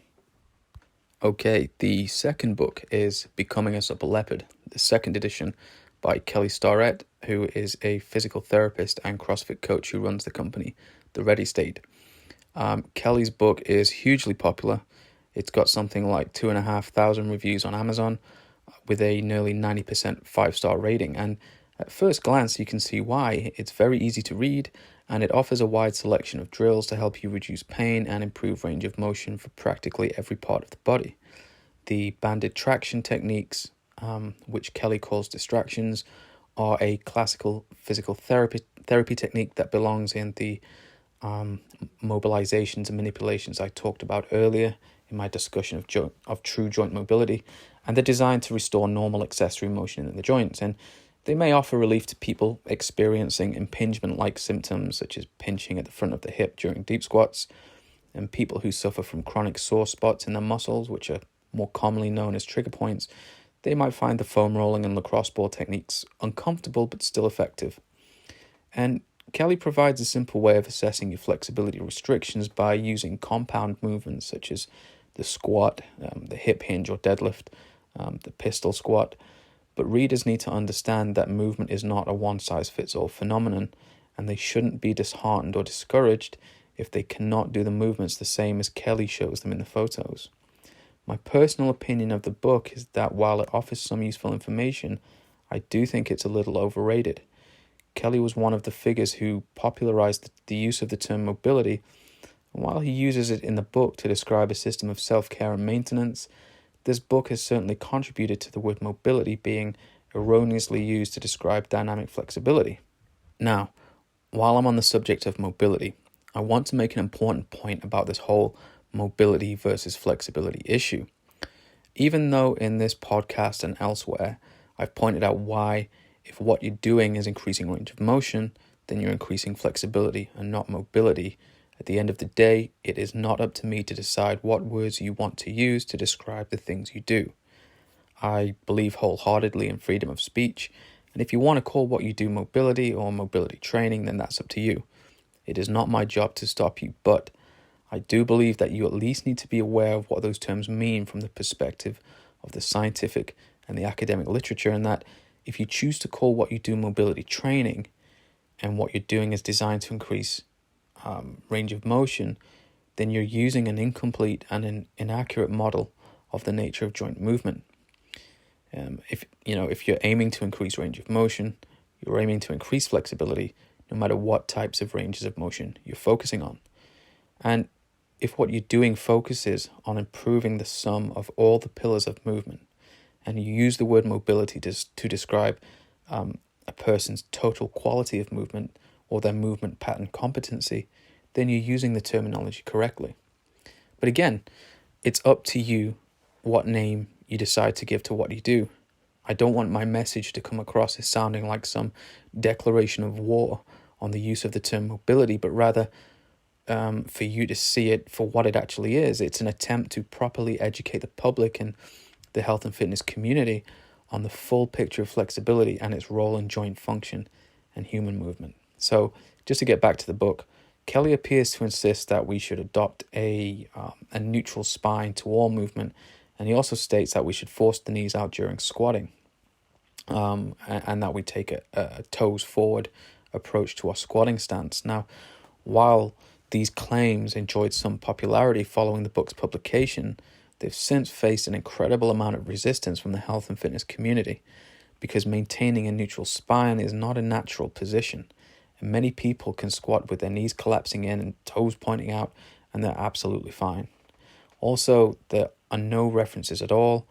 The language that Kelly uses does come across as a bit bro science, and one of his central claims is that essentially stretching is dead, and yet he undermines that message himself by instructing his readers to do contract relaxed stretches, as well as hanging out at end range, which is just static stretching. So, in my opinion, get the book if you want to have a handy reference for foam rolling and trigger point techniques, but the content in it is not likely to produce long-lasting improvements in flexibility, which is one of the chief complaints I always hear about this book. Okay, the third and final book I'm going to review is The Essentials of Strength and Conditioning, 4th edition, by the duo of Doctors Half and Triplett. And this is a text which is considered by many in the health and fitness industry to be the Bible of strength and conditioning, and it's aimed at personal trainers, strength coaches, as well as undergrads studying sport and exercise science at university. And it covers the entirety of the science and business of strength and conditioning in 24 chapters, from functional anatomy and biomechanics of resistance training through to designing effective programs and even setting up your own strength and conditioning facility. It's heavily referenced, but it's also written in a way that you won't find overwhelming if you're not a fan of reading academic textbooks.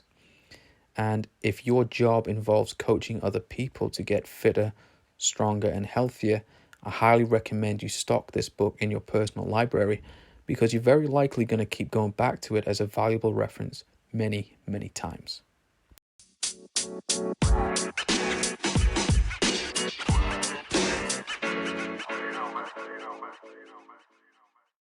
All right, welcome to part 4, which is the segment of the show where I shine the spotlight on a number of people who I think are doing great things on social media. So first up is a great guy called Sid Paulson from Sweden, and you can find him on Instagram by searching for @SidPaulson1. That's @SidPaulson and the number 1. Sid is a gymnastics coach who offers a wide range of online coaching and programming, and he's created his own system of gymnastics conditioning called Gymnastics Movement. He's always posting great video content, and his material covers flexibility training too. And to top it all off, Sid is a really cool guy to chat with. He and I have had many intellectual exchanges about flexibility, conditioning, and other subjects. Okay, next up is Brad Georgiev, who is originally from Bulgaria, but he's been living in Manchester, England for a while. Brad is highly experienced and knowledgeable when it comes to sports therapy. And he's got expert knowledge in managing pain, healing injuries, and conditioning the body to become more robust and resilient. He also knows a hell of a lot about running a successful health and fitness business, and he's doing great work mentoring other professionals to take their businesses to the next level. And Brad was actually my tutor when I trained to become a sports therapist, so I can personally vouch for his abilities and knowledge. You can find him on Instagram by searching for @Brad_Georgiev. That's @BRAD_GEORGIEV. And last but certainly not least in this episode's social media spotlight is Charlie Morley. Charlie isn't actually involved in flexibility training. He's a lucid dreaming teacher and a best-selling author of lucid dreaming techniques. Now, if you've never heard of lucid dreaming, it's essentially where you're having a dream and you know that you're dreaming. Not only do you know that you're dreaming, but you can also exert some control over the dream, and you can even use it to resolve past traumas and psychological scars. And it's a technique that you can learn to do, and Charlie really is the best in the world at teaching people to learn this stuff. And I first met Charlie at a science and medical conference called Beyond the Brain a couple of years ago, and I've been to a few of his seminars and talks since then. I've suffered a lot with my physical and mental health over the last 15 years, mostly brought about by my very, very short time in the army, which ended because I got injured. And Charlie's really helped me to get on top of a lot of the issues I was dealing with. And before you say I'm talking crazy, this stuff is all fully backed by science.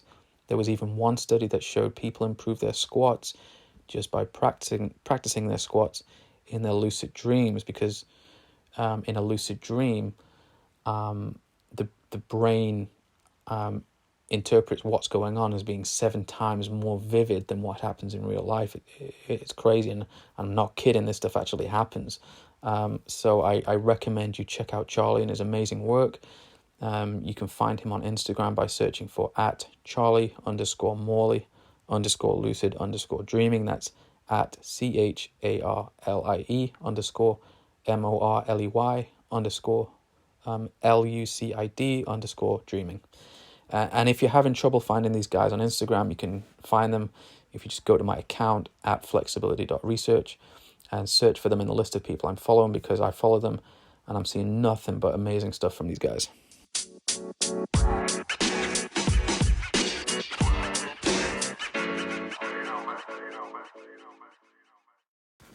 Okay, time for the fifth and final part of the show, the Q&A session. I put a request for questions on my Instagram story, and you guys did not disappoint, so thank you. The first question is from Farzad, and his question is, how many times a week should we train flexibility? And that's a great question. Thank you, Farzad. So it depends on your goals and your body's reaction to training, but as a minimum, you should do dynamic active stretches twice a day if you want to be able to display your maximum range of motion without a warm-up, you should do static active stretches. So that's stretches with isometric contractions like PNF, or holding your leg up in the air if you need that. You need to do that 2 to 3 days a week. And you should do static passive or relaxed stretching once a day, 5 to 6 days a week. The next question is from Natasha, and her question is, could you tell us more about any coaching you offer? If not, how do I tell if a coach is good? Thanks, Natasha. So I was initially reluctant to answer the first part of this question because I'm trying to avoid using this podcast as a platform to promote my services. I want to keep the show focused on just the science as much as possible. However, I also don't want to be rude and not answer your question either. So hopefully I'm going to give you an answer which tells you what you want to know without me sounding like Jordan Belfort from The Wolf of Wall Street, which is a great movie, by the way. Now, I do offer one-to-one flexibility coaching. However, in-person sessions are not going ahead right now because of the current coronavirus epidemic. So all coaching is currently done remotely over the internet. And what that process involves is I send you a questionnaire for you to complete, and it asks you about your training goals, your health status, and so on. You send that back to me, and I review the information you've provided. And then we set up a video call over Skype or Zoom. And during that call, you'll be asked to perform a series of movements to assess your ranges of motion. It's not as in-depth as a live session, but it's doing the best with what we've got. And it gives me a better idea of where your starting point is. And following that video call, I'll send you a program containing a set of various stretching and conditioning exercises for you to do based upon your goals, where you're currently at with your flexibility, and what facilities or equipment you have available to you. And that program will come with instructions on how to progress in the program on your own, because what I don't want to do is to have you become reliant on me to progress further in your flexibility training. One of the things I don't personally like about the health and fitness industry as a whole is one size fits all, aka cookie cutter programming, which is why I don't really offer online courses. And I'm not saying that online courses are bad, but it's just not something I do. Personally, I need to know where you're at as an individual and what your unique capacities are in order for me to create a bespoke program that's going to give you the results you need. But bear in mind that right now my focus is on finishing my book, so my availability is very limited. I'm going to be opening up a new intake at the beginning of June, which is about 2 weeks from now. So keep your eye on social media if you're interested in signing up, because it's very likely that I'm going to limit the number of people I'm going to take on to less than 10, and that's so I can continue writing my book, but also give the people who are signing up the individual attention that they all deserve. I also offer consultation services to existing fitness trainers and therapists, either to review your existing coaching programs or to set up a brand new coaching program from scratch. I also offer mentoring and tutoring to people wanting to learn more about the subject in much greater detail, not just flexibility, biomechanics, sport physiology, cell biology, and so on. And information on all these services will be going up on my new website when it launches in the next couple of weeks. Bear in mind that I'm very much a no-frills guy, and I'll be doing the website myself, so don't expect a site with loads of bells and whistles on. It will be very much a no-nonsense, straight-to-the-point website, much like how my programming and mentoring is. And that website address will be flexibilityresearch.com, so keep an eye on that, and on my Instagram for updates about services and other flexibility-related things. To answer the second part of your question regarding what to look for in a flexibility coach, the first thing you're going to want to look for is someone who can do the things you're trying to do, because I truly believe, and this is something Tom Kerr's taught me, is that a good coach does well what they teach. Just like you wouldn't, or you shouldn't, take nutrition advice from somebody who eats candy and drinks soda all day long, you probably shouldn't take flexibility advice from somebody who is stiffer than a lump of rock in Antarctica. You're also going to want to look for somebody who has a thorough understanding of the basic principles of flexibility. And I'm not necessarily talking about needing to find someone who knows the underlying science in the way that, say, I discuss it, but your potential flexibility coach should at least know how to apply the principles of sports and fitness training in a way that increases flexibility. And those principles include such things as progressive overload, specificity, reversibility, and so forth. To that end, you want to find somebody who has some kind of officially recognized qualification that allows them to be insured to coach flexibility training, which should be at a minimum a personal training qualification from a reputable training organization. If you can get somebody who's also a certified strength and conditioning specialist, a CSCS or an ASCC as it's called in the UK, the name of that qualification might change depending on the territory, then that's even better.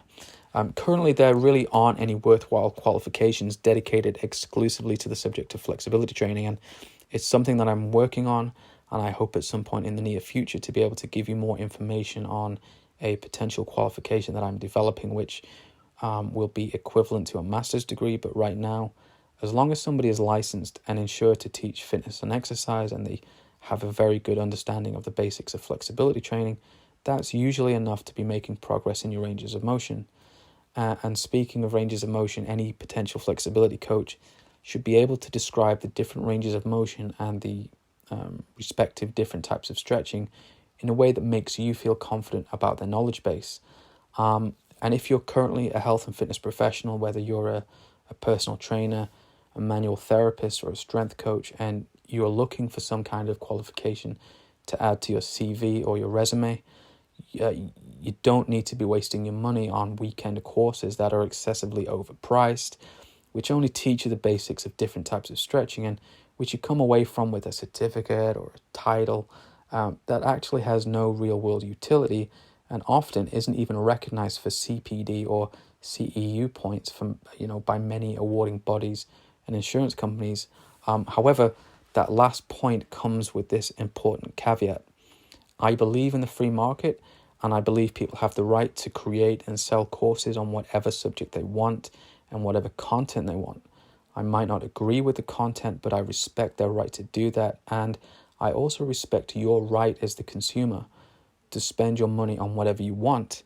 So if you see a course that you like the look of and you think it's going to help you, it isn't my job to stop you from taking that course. I can only give you my opinion on what's out there in the market, but ultimately it's your money, so you can choose to do what you want with it. All right, the next question is from Persian, and his question is, what tests or benchmarks do you have for measuring flexibility? Thanks for your question. Okay, so whenever somebody comes in to see me to get more flexible, the first thing I do is a head-to-toe screening. And I begin that process by looking at their posture, because that's going to give me some clues as to what might be going on. For example, they might have had an injury or an illness or developed some type of lifestyle habit, which then might cause their body to adapt in a way that changes their body alignment away from what we would consider to be an optimal posture for them. Now, bear in mind that I don't believe there is necessarily such a thing as good or bad posture.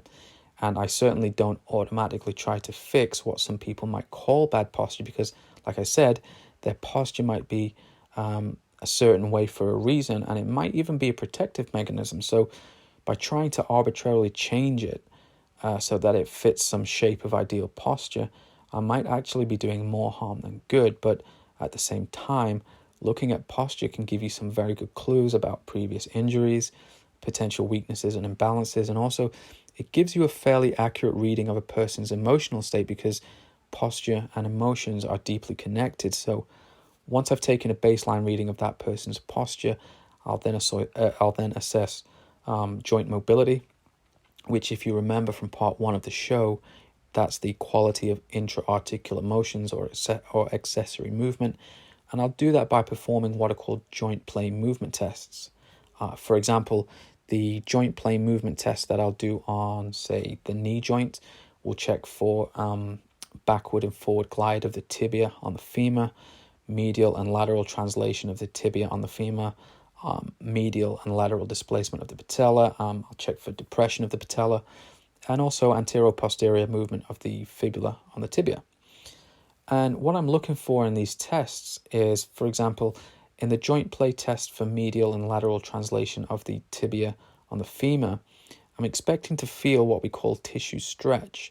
That's the kind of sensation you'll feel in a normal, healthy knee. But if, for example, the tibial plateau bulges out to the side, then you're possibly looking at an injury to the lateral meniscus or a rupture to the of the posterior meniscofemoral ligament, which is also known as Risberg's ligament. And to those of you listening who are trained in joint assessments, you might be thinking that this sounds a lot like special tests that you would do to check for pathologies, but joint plane movement tests and special tests are different in the sense that special tests are only done if the examiner suspects that certain pathologies are present. So in the example I gave of the joint plane movement test for medial and lateral translation of the tibia on the femur, if I suspect there's an injury to the meniscus, then there are several tests that I can do, several special tests that I can do to check for meniscal lesions, such as Apley's test, McMurray's test, Thessaly test, and so forth. Now, once I've checked mobility in all of the joints, I'll then assess all the different types of flexibility in all the peripheral joints and in all ranges of motion. And this gives me a very clear picture of what each joint can do and also what it cannot do at different speeds and under varying degrees of muscular tension. As part of that process, I'll also check for nerve mobility using techniques called neurodynamics. And nerve mobility is how well the nerve can move through its innervating territory. I'll also check for joint integrity and muscle strength as well. And these tests are done both on the examination table and off it.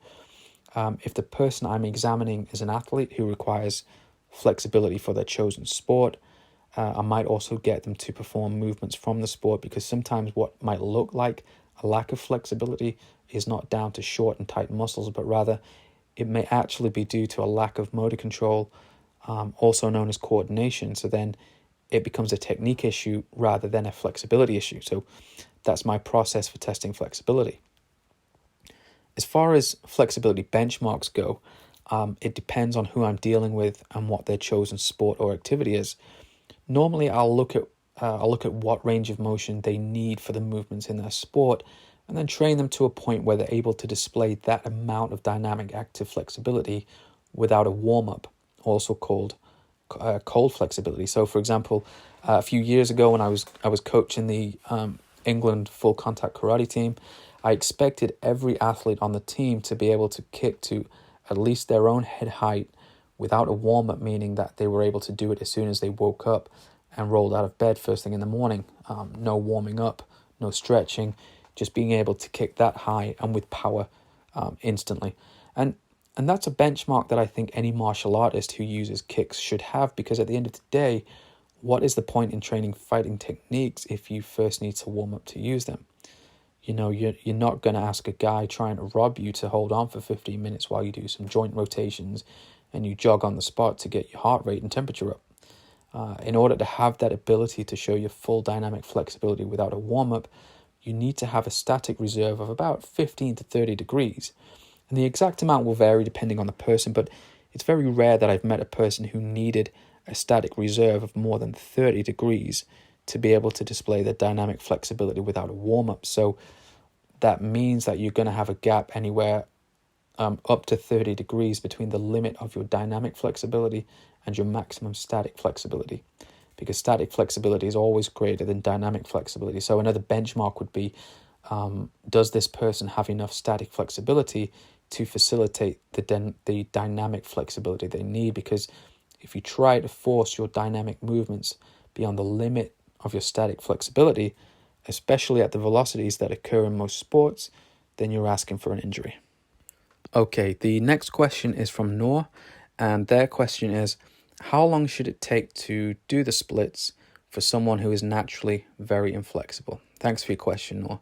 So, short answer, less than 12 months. Long answer, it depends. And it depends on your starting range of motion, your starting strength, your training history, how much time and effort you're willing to put in, how your body responds to various stretching techniques, what are the stresses you've got going on in your life, are you sleeping and eating right, do you have any existing or pre-existing injuries, and so on. But usually it's rare for someone with healthy joints and the right training program to take longer than 12 months to do the splits. All right, the next question, in fact, the next 4 questions are from Stefan. Just a quick note about Stefan before I answer the questions. Stefan is the inventor of a really neat piece of equipment called the rehab roller, It's a 6-in-1 piece of home therapy equipment. Go check it out on Instagram. It's at Rehab Roller. That's at REHABROLLER. Just for full disclosure, Stefan did not ask me nor pay me to promote the Rehab Roller. I just think it'll help you out if you need it, so go check it out. Okay, question 1. What would you say to a strength coach trying to help a client with their goals of doing the splits? Okay, so first thing I'd want to know is, I'd want to look at that client's training plan in its totality.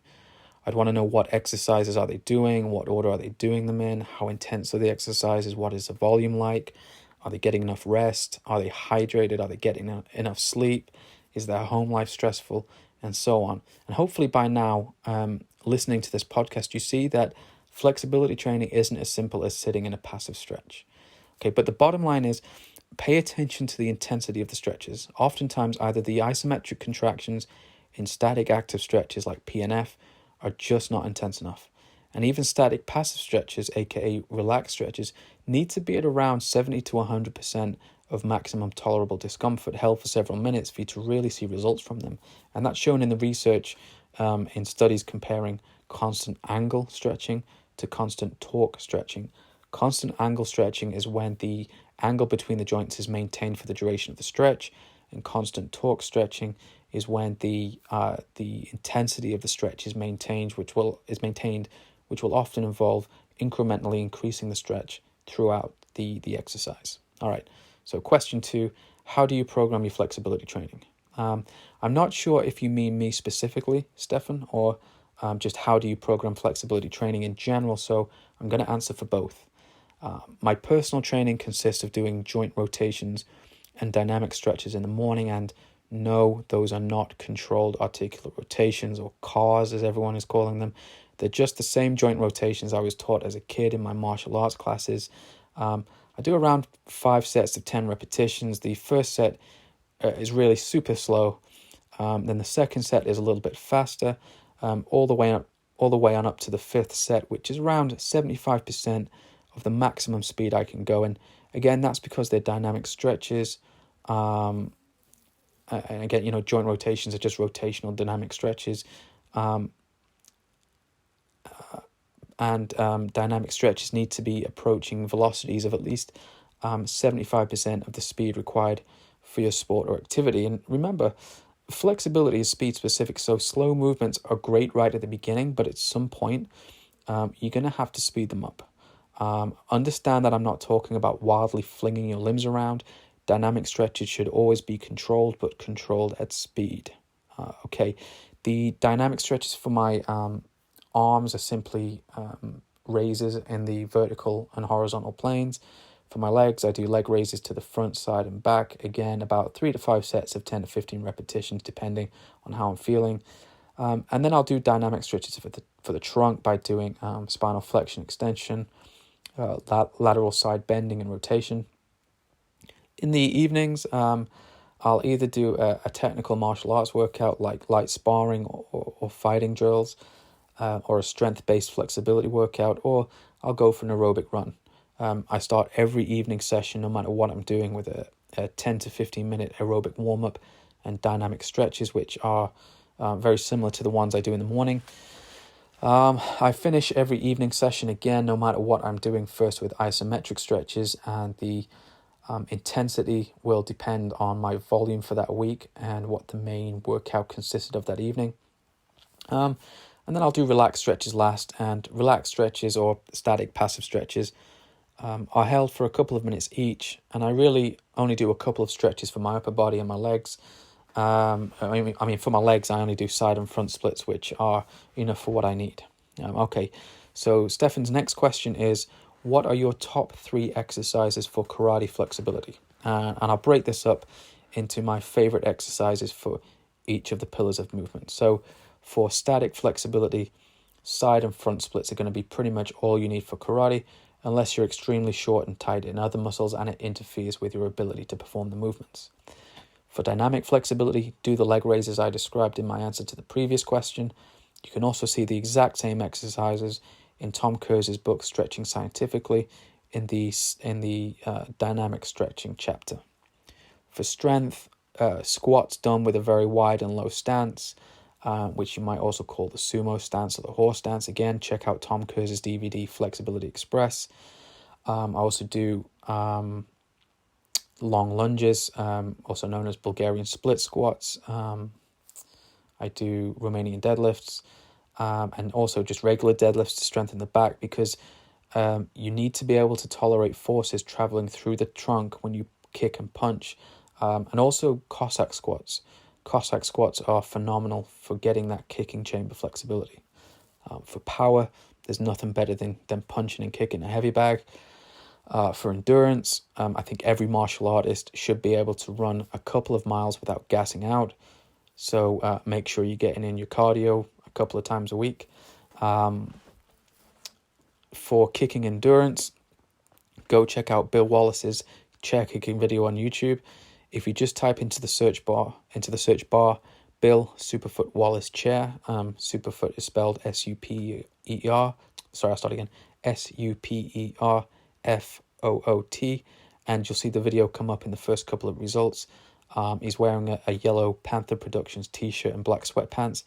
And if you want some motivation, Bill was 50 years old when he produced that video back in 1995. So it goes to show there's no reason to think you can't be flexible or have great kicks as long as you're willing to do the work. Okay, Stefan's last question is, what are your thoughts on foam rolling and flexibility? Well, my plan is actually to do a full episode on non-stretching flexibility modalities like foam rolling in the future, but to sum it up very quickly, foam rolling works, although the improvements in range of motion are shown in the literature to be quite short-lived. But we also know that these improvements in range of motion, while transient, they don't produce the same reductions in performance that static stretching might cause.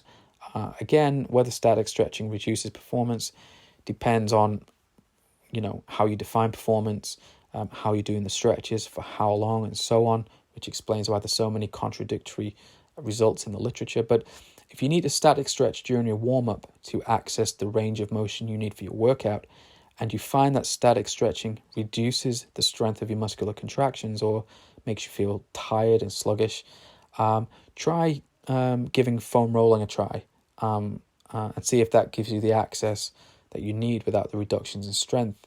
And again, the recommendations for how long you should foam roll varies from 30 seconds to 3 minutes per muscle group.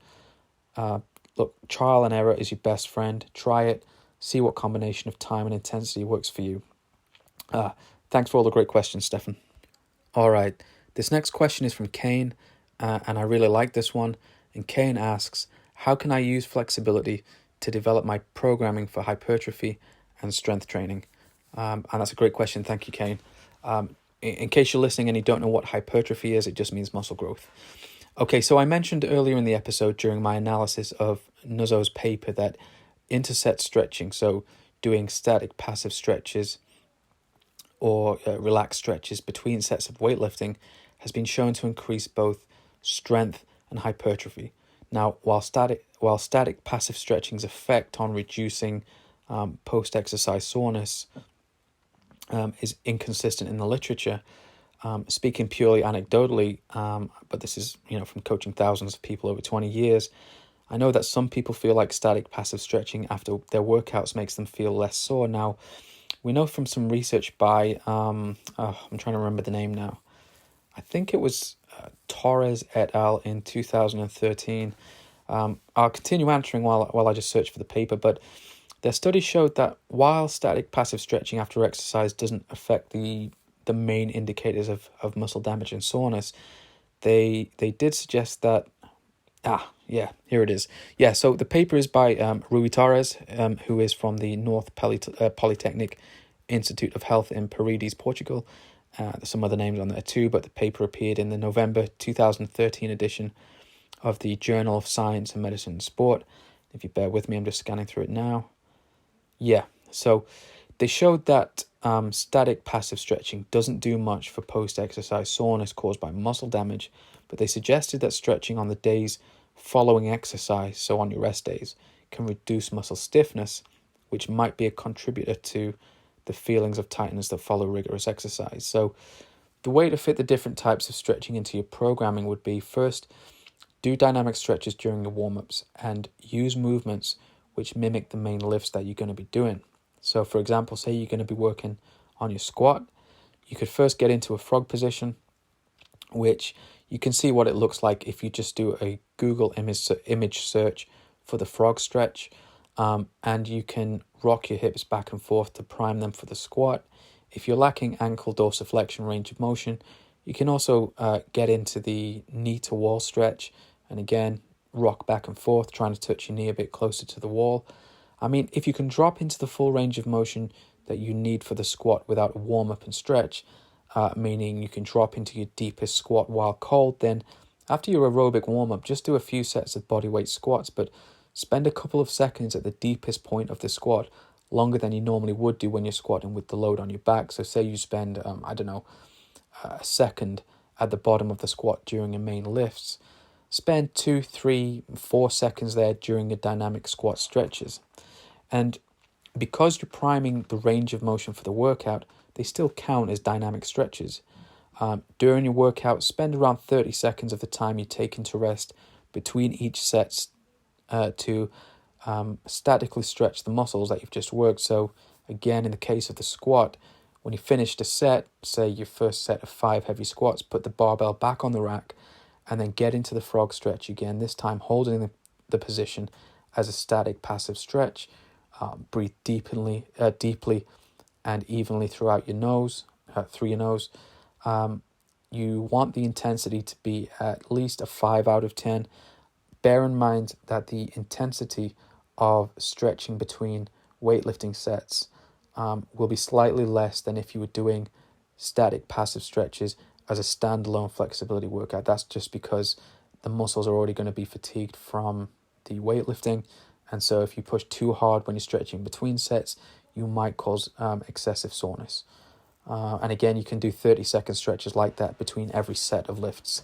After all of your lifts, so when the main part of the strength workout is over and you're ready to proceed with the cool down, do isometric stretches for each muscle group you just worked. So again, you've been doing squats, so then you can do isometric side splits or middle splits, as some people call them. They're a great choice. Note that you don't have to aim for doing a full split on the floor, but the position is a great way to generate enough tension in the muscles to make the isometric stretch very effective. Bear in mind, I'm talking about a side split from a standing position with the knees and toes pointing forward, not sat down with the legs spread in a wide V with the knees and toes pointing up in what is popularly known as the pancake stretch, because that really isn't effective enough for generating the leverage that you need to train the adductor muscles effectively. Okay, then do static passive stretches at the very end of the workout, aiming for a couple of minutes per set, for a couple of sets per stretch, and use stretching positions that allow you to relax into the stretch as much as possible. Okay, this next question is from Duncan, and he asks, would you recommend doing flexibility exercises when injured, such as a tendon or a muscle injury? Thanks for your question, Duncan. In short, yes, continue training your flexibility. Now, you're going to have to account for the injury when you're deciding what exercises you're going to do and at what kind of intensity you're going to do them. Certainly in the first 24 to 72 hours of an injury happening, you're going to want to focus on immediate care for that injury. And while most people think of the acronym RICE here, rest, ice, compression, elevation, I prefer the acronym PEACE and LOVE.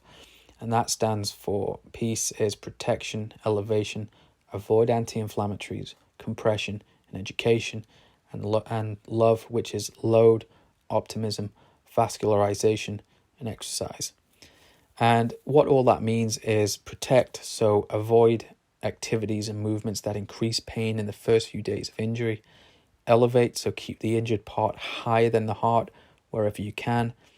Avoid anti-inflammatory, so don't take things like ibuprofen in the first couple of days, and don't use ice, because both of those things interfere with the natural healing cascade. And if you want to learn more about why ice isn't actually beneficial to healing, the guy who developed the RICE protocol, Gabe Merkin, which was in 1978, I think, he himself has advised people not to use ice for soft tissue injuries. You see, Ice reduces inflammation, and inflammation is actually part of how your body heals. So anyway, compression. So use an elastic bandage or taping to reduce swelling without interfering with healing. Elevation, which is usually given, education, which is usually given to you by a qualified therapist. But ultimately, it boils down to avoiding unnecessary passive manual therapy treatments or medical imaging scans and just letting nature take its course.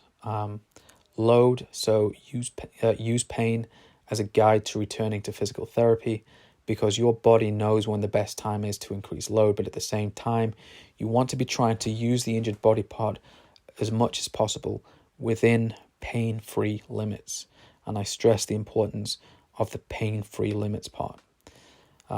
Optimization means optimism means keeping a positive frame of mind so you don't fall into a negative feedback loop of catastrophization and increased psychosomatic pain. Vascularization, so do pain-free cardio to increase blood flow and support the healing process. And exercise, which means making flexibility, strength, and proprioception the focus of your approach to recovery. So say I've strained my calf muscle, what I will do is I will continue training as normally as possible without stressing the injured part. As pain and tenderness subside over time, I'll carefully reintroduce brief, static, passive stretches of the calf muscle, say 10 to 20 seconds or so at around 20 to 30% of my maximum tolerable stretch. As those stretches become easier, then I'll up the time and intensity. At some point, I'll also reintroduce light isometric contractions to the calf muscle to begin rebuilding its structural integrity. But the bottom line is that soreness is a sign of damage, so rest the sore part, but keep working the rest of your body around it and gradually reintroduce stretching and strength training to keep the sore part, introduce them to the sore part when you feel ready to do so, i.e. you're not feeling pain or tenderness. Okay, the next question is from Jose, and he asks, how would you implement stretching in group classes at the end and why? Thanks, Jose. So essentially, the sequence of stretching more or less follows the same sequence in any workout, whether that's exercising on your own or if you're exercising as part of a group. And the sequence is dynamic first, then isometric, then relaxed. Okay, so you do dynamic active stretches in the beginning, followed by any skill or strength exercises that you want to do. Then do static active stretches like isometric or PNF stretching, because they are strength exercises too. And then finish with static passive stretching, also known as relaxed stretching. And they follow that order because of a number of physiological principles, such as doing strength exercises causes mechanical and chemical damage, which fatigues the muscle fibers and so will reduce dynamic active flexibility. And your body remembers best what it does the most and with the most intensity. So if you're constantly doing dynamic stretches when you're tired, you're going to have a progressive decline in your dynamic flexibility. And that can lead to an increased risk of injury and poor performance. Static, passive, or relaxed stretches you do at the end because of their inhibitive properties, meaning that they can reduce the speed and strength of muscular contractions, which you want to have at their full capacity so you get the most out of your dynamic stretches and strength exercises. So that's the order you should do them. The next question is from Lindsay, and Lindsay asks, can you explain where and how and if static stretching can improve flexibility? Thanks for the question, Lindsay. And I think it's one that people want an answer to, especially given the amount of confusing information that people are putting out about how static stretching doesn't work or that it's a waste of time, all of which contradicts what the research says. So static passive stretching does increase flexibility. In fact, it's one of the most documented methods in the entire research literature. The problem for many people who appear to get no results from it is they're usually not doing it with enough intensity, or they're not holding it for a sufficient amount of time, or they're doing them in isolation, so it's the only type of flexibility training they're doing. And we know that static passive stretches work, but we also know that they're slow to produce results on their own in comparison to other methods. However, research shows that in combination with other methods of stretching like isometric stretching, compared to just isometric stretching alone, static passive stretching contributes to very quick increases in flexibility. So that means you shouldn't be doing isometric stretching on its own. You shouldn't be doing dynamic active stretching on its own. You shouldn't be doing static stretching on its own. All the types of flexibility with the exception of perhaps dynamic passive stretching, they should all feature in your flexibility training program. As for how it works, well, I'm going to be discussing each type of stretching in greater detail in future episodes of the podcast. So I'll actually be talking about just static passive stretching in its own episode. But the short story is we know from researchers like Goussard and Duchateau that static stretching decreases neural activity, which if you think of it like a dimmer switch, it's essentially like turning the lights down low but not completely off.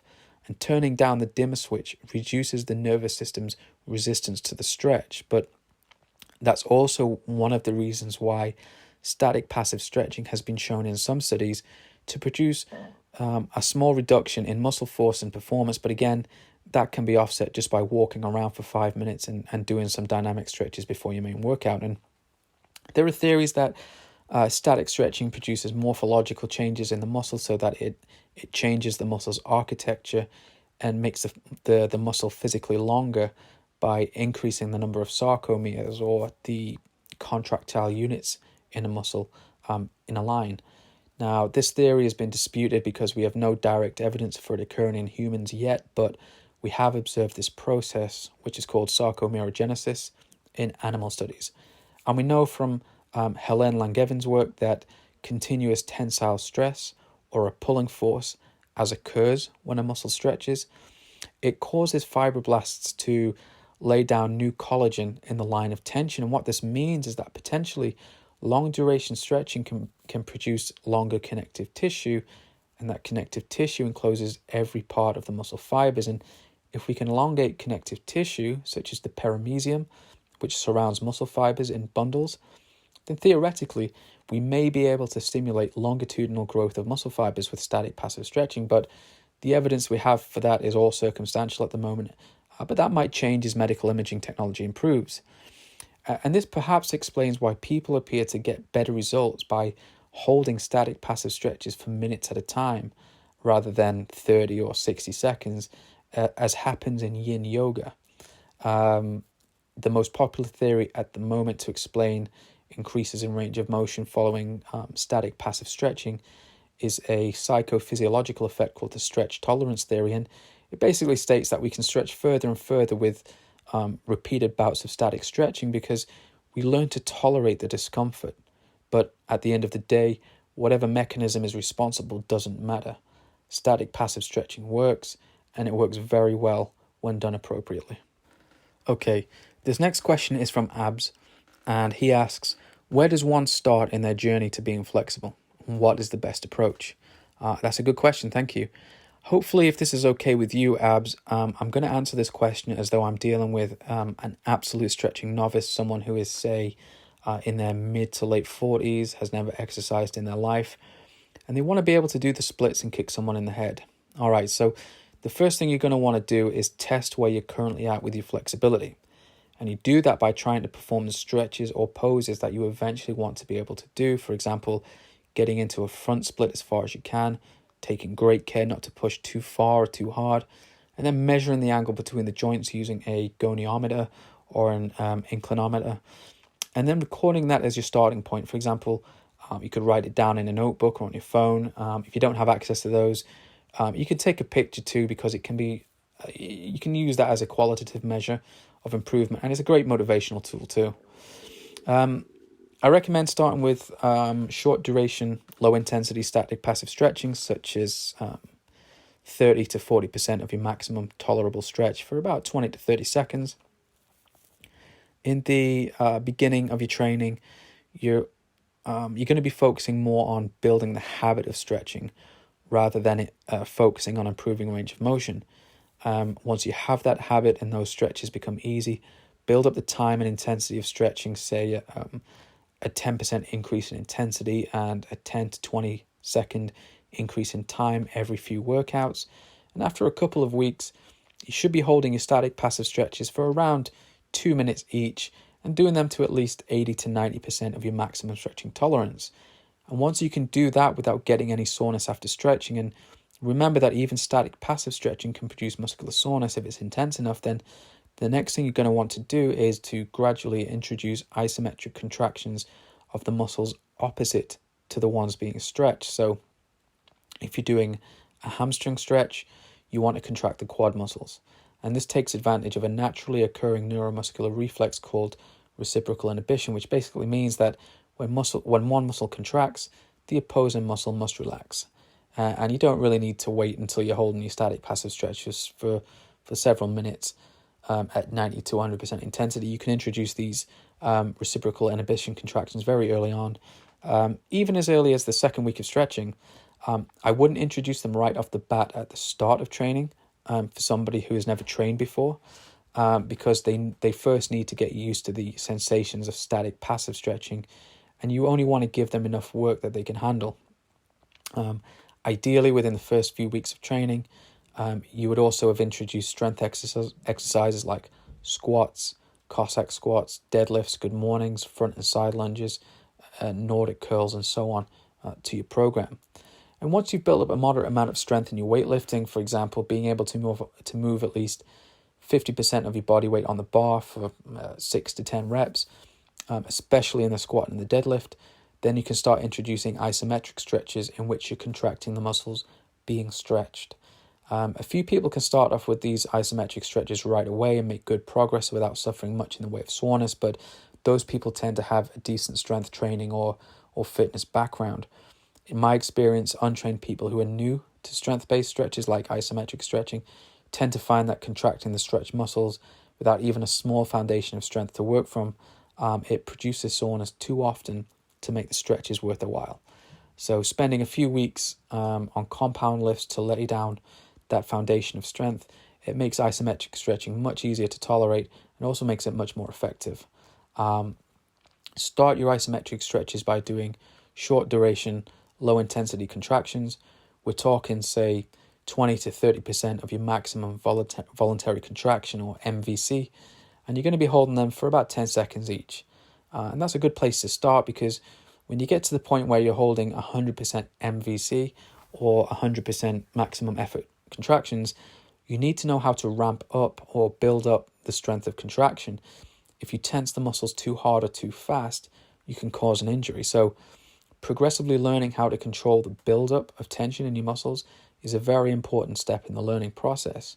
I'd say start with 3 contractions per set, and each set will go something like this. You get into the stretch and you go to your maximum limit of stretch, and then ease off just a fraction. Not a massive amount, but enough to just take the edge off the intensity of the resistance to stretch that you're feeling. The reason you do this is because you want to get to a point along the length tension curve where you can sufficiently contract your muscles. But if you go too far, i.e. right to the end of the length tension curve, which is typically the point of your maximum resistance to stretch, you're not going to be able to contract your muscles very effectively. So at this point, you've stretched to your maximum and then eased off a little bit.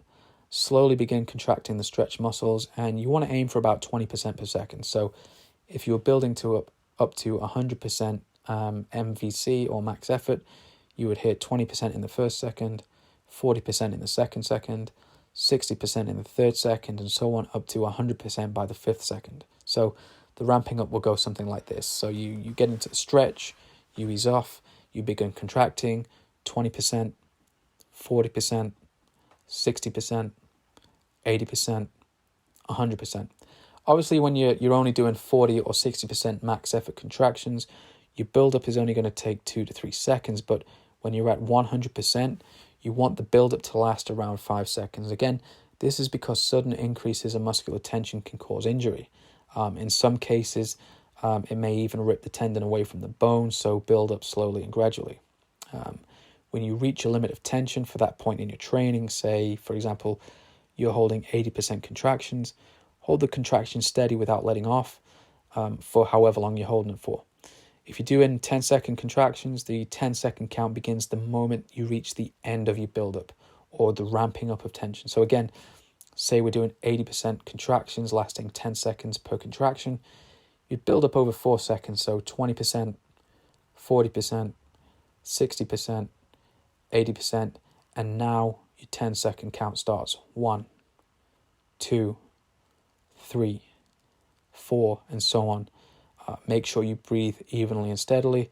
Now, at the end of the 10-second contraction, you take a deep breath in and simultaneously exhale and let all the tension go from your body. And within the next 5 seconds, but certainly no later than the 5th second after letting the tension go, you want to increase the stretch. And you increase it as much as you can, but if it's a fraction of an inch, it's still an increase.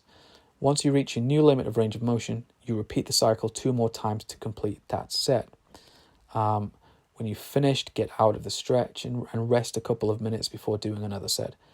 What I found is that 3 sets is the absolute minimum to see progress, and around 5 or 6 sets is typically enough before you reach the point of diminishing returns. So 3 to 5 sets is usually a good number to aim for so that you can make progress without spending too much time on isometrics. Pick only one isometric stretch per muscle group. If you're a martial artist or someone else who needs to do the splits, the side or middle split and the front splits for both left and right foot forward are the only isometrics you're going to need to do in order to get the splits. Again, it's the principle of specificity. You then move on to do your static, passive, or relaxed stretches, and you do them in the same positions in which you did your isometric stretches. So again, if you did the splits for your isometric stretches, do the splits for your relaxed stretches. That should be enough to get anyone started who hasn't stretched before, so I'll leave this question for now, but I will talk more about this topic in depth in a future episode. Okay, the next question is from Ulrich, and he asks, what should I focus on for the best gains in terms of flexibility? Thank you for your question, Ulrich. The focus of what you should focus on in terms of making gains in your flexibility training is determined by what it is you want to do.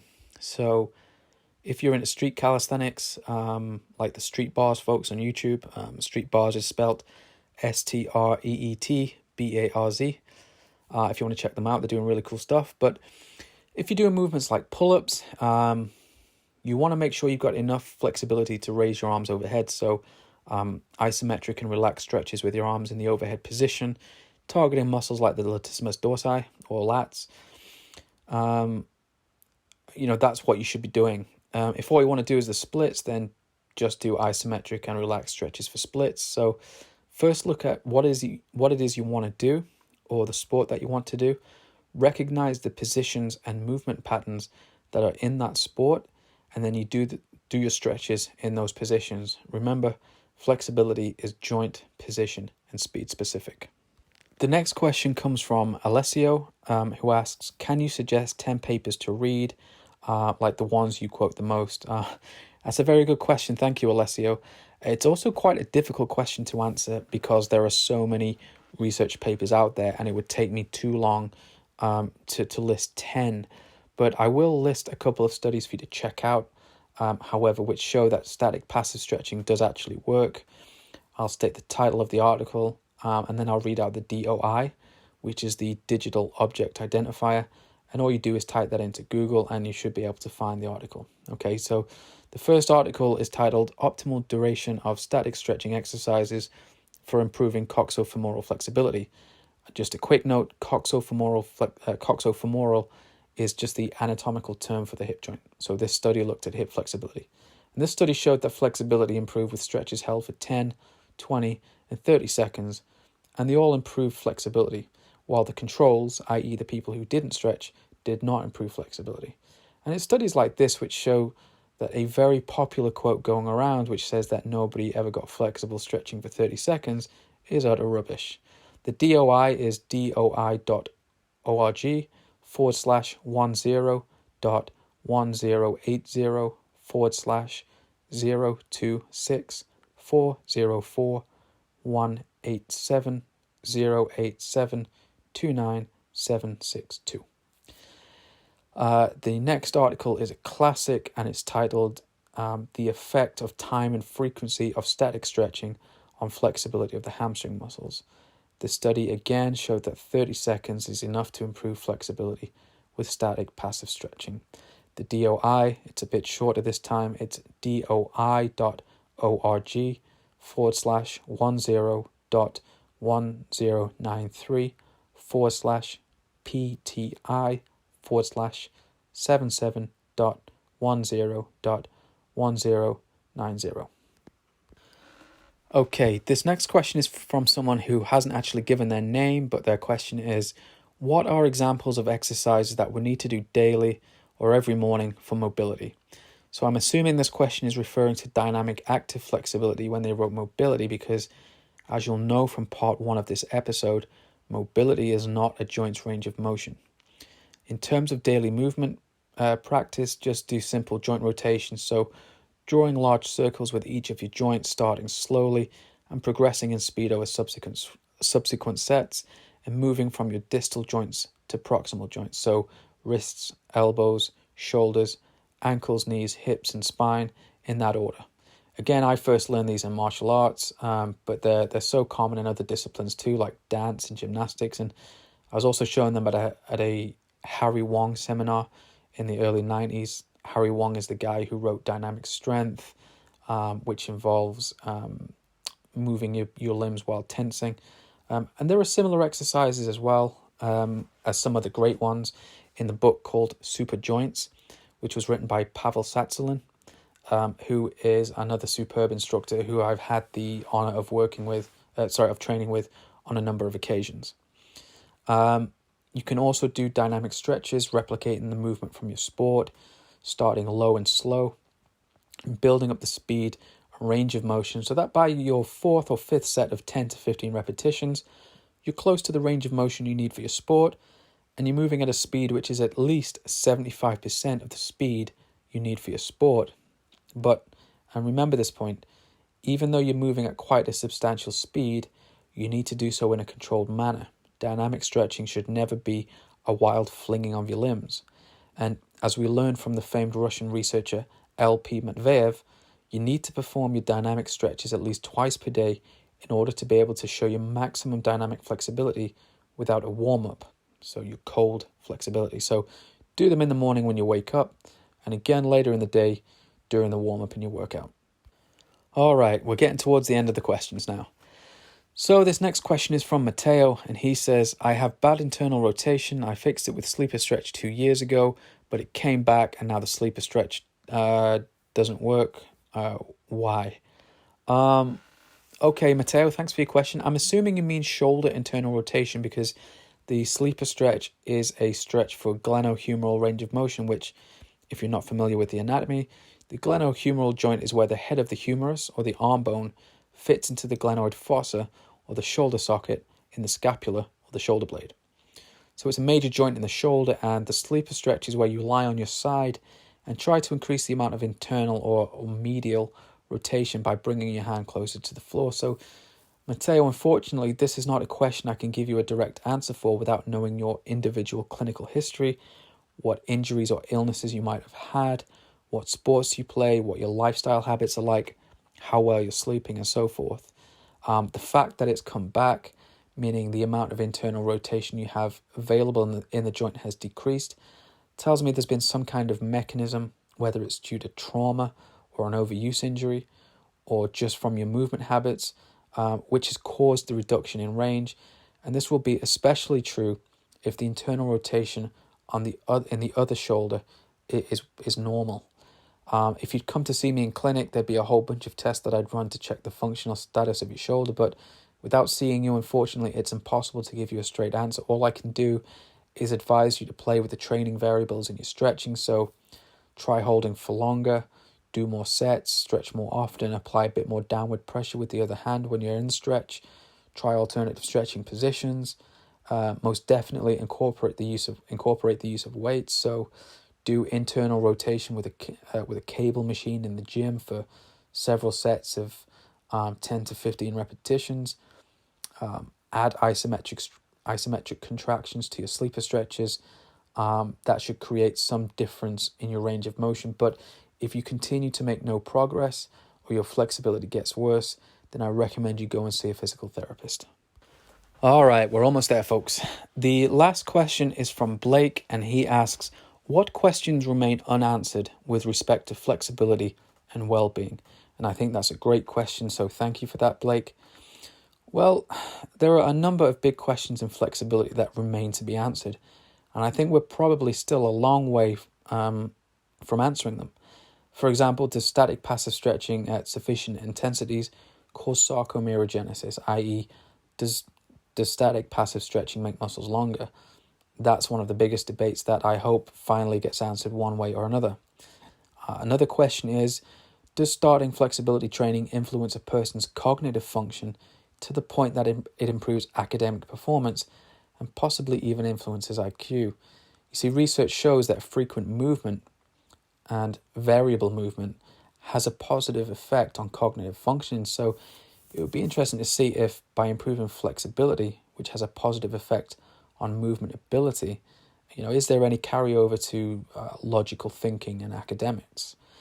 And it would be interesting to run a longitudinal study to see if flexibility training, which would incorporate all the different types of stretching, what effect that has on potentially reversing degenerative osteoarthritis, which is a narrowing of the space within the joint. Now, I'm aware that some health and fitness professionals discuss various forms of physical training as increasing joint space, but since we can't currently reverse joint space narrowing, I think those people are referring to the degrees of freedom in a joint, which means the number of planes of motion that a joint can move, such as flexion and extension, and which is referred to as the reach envelope or workspace, i.e.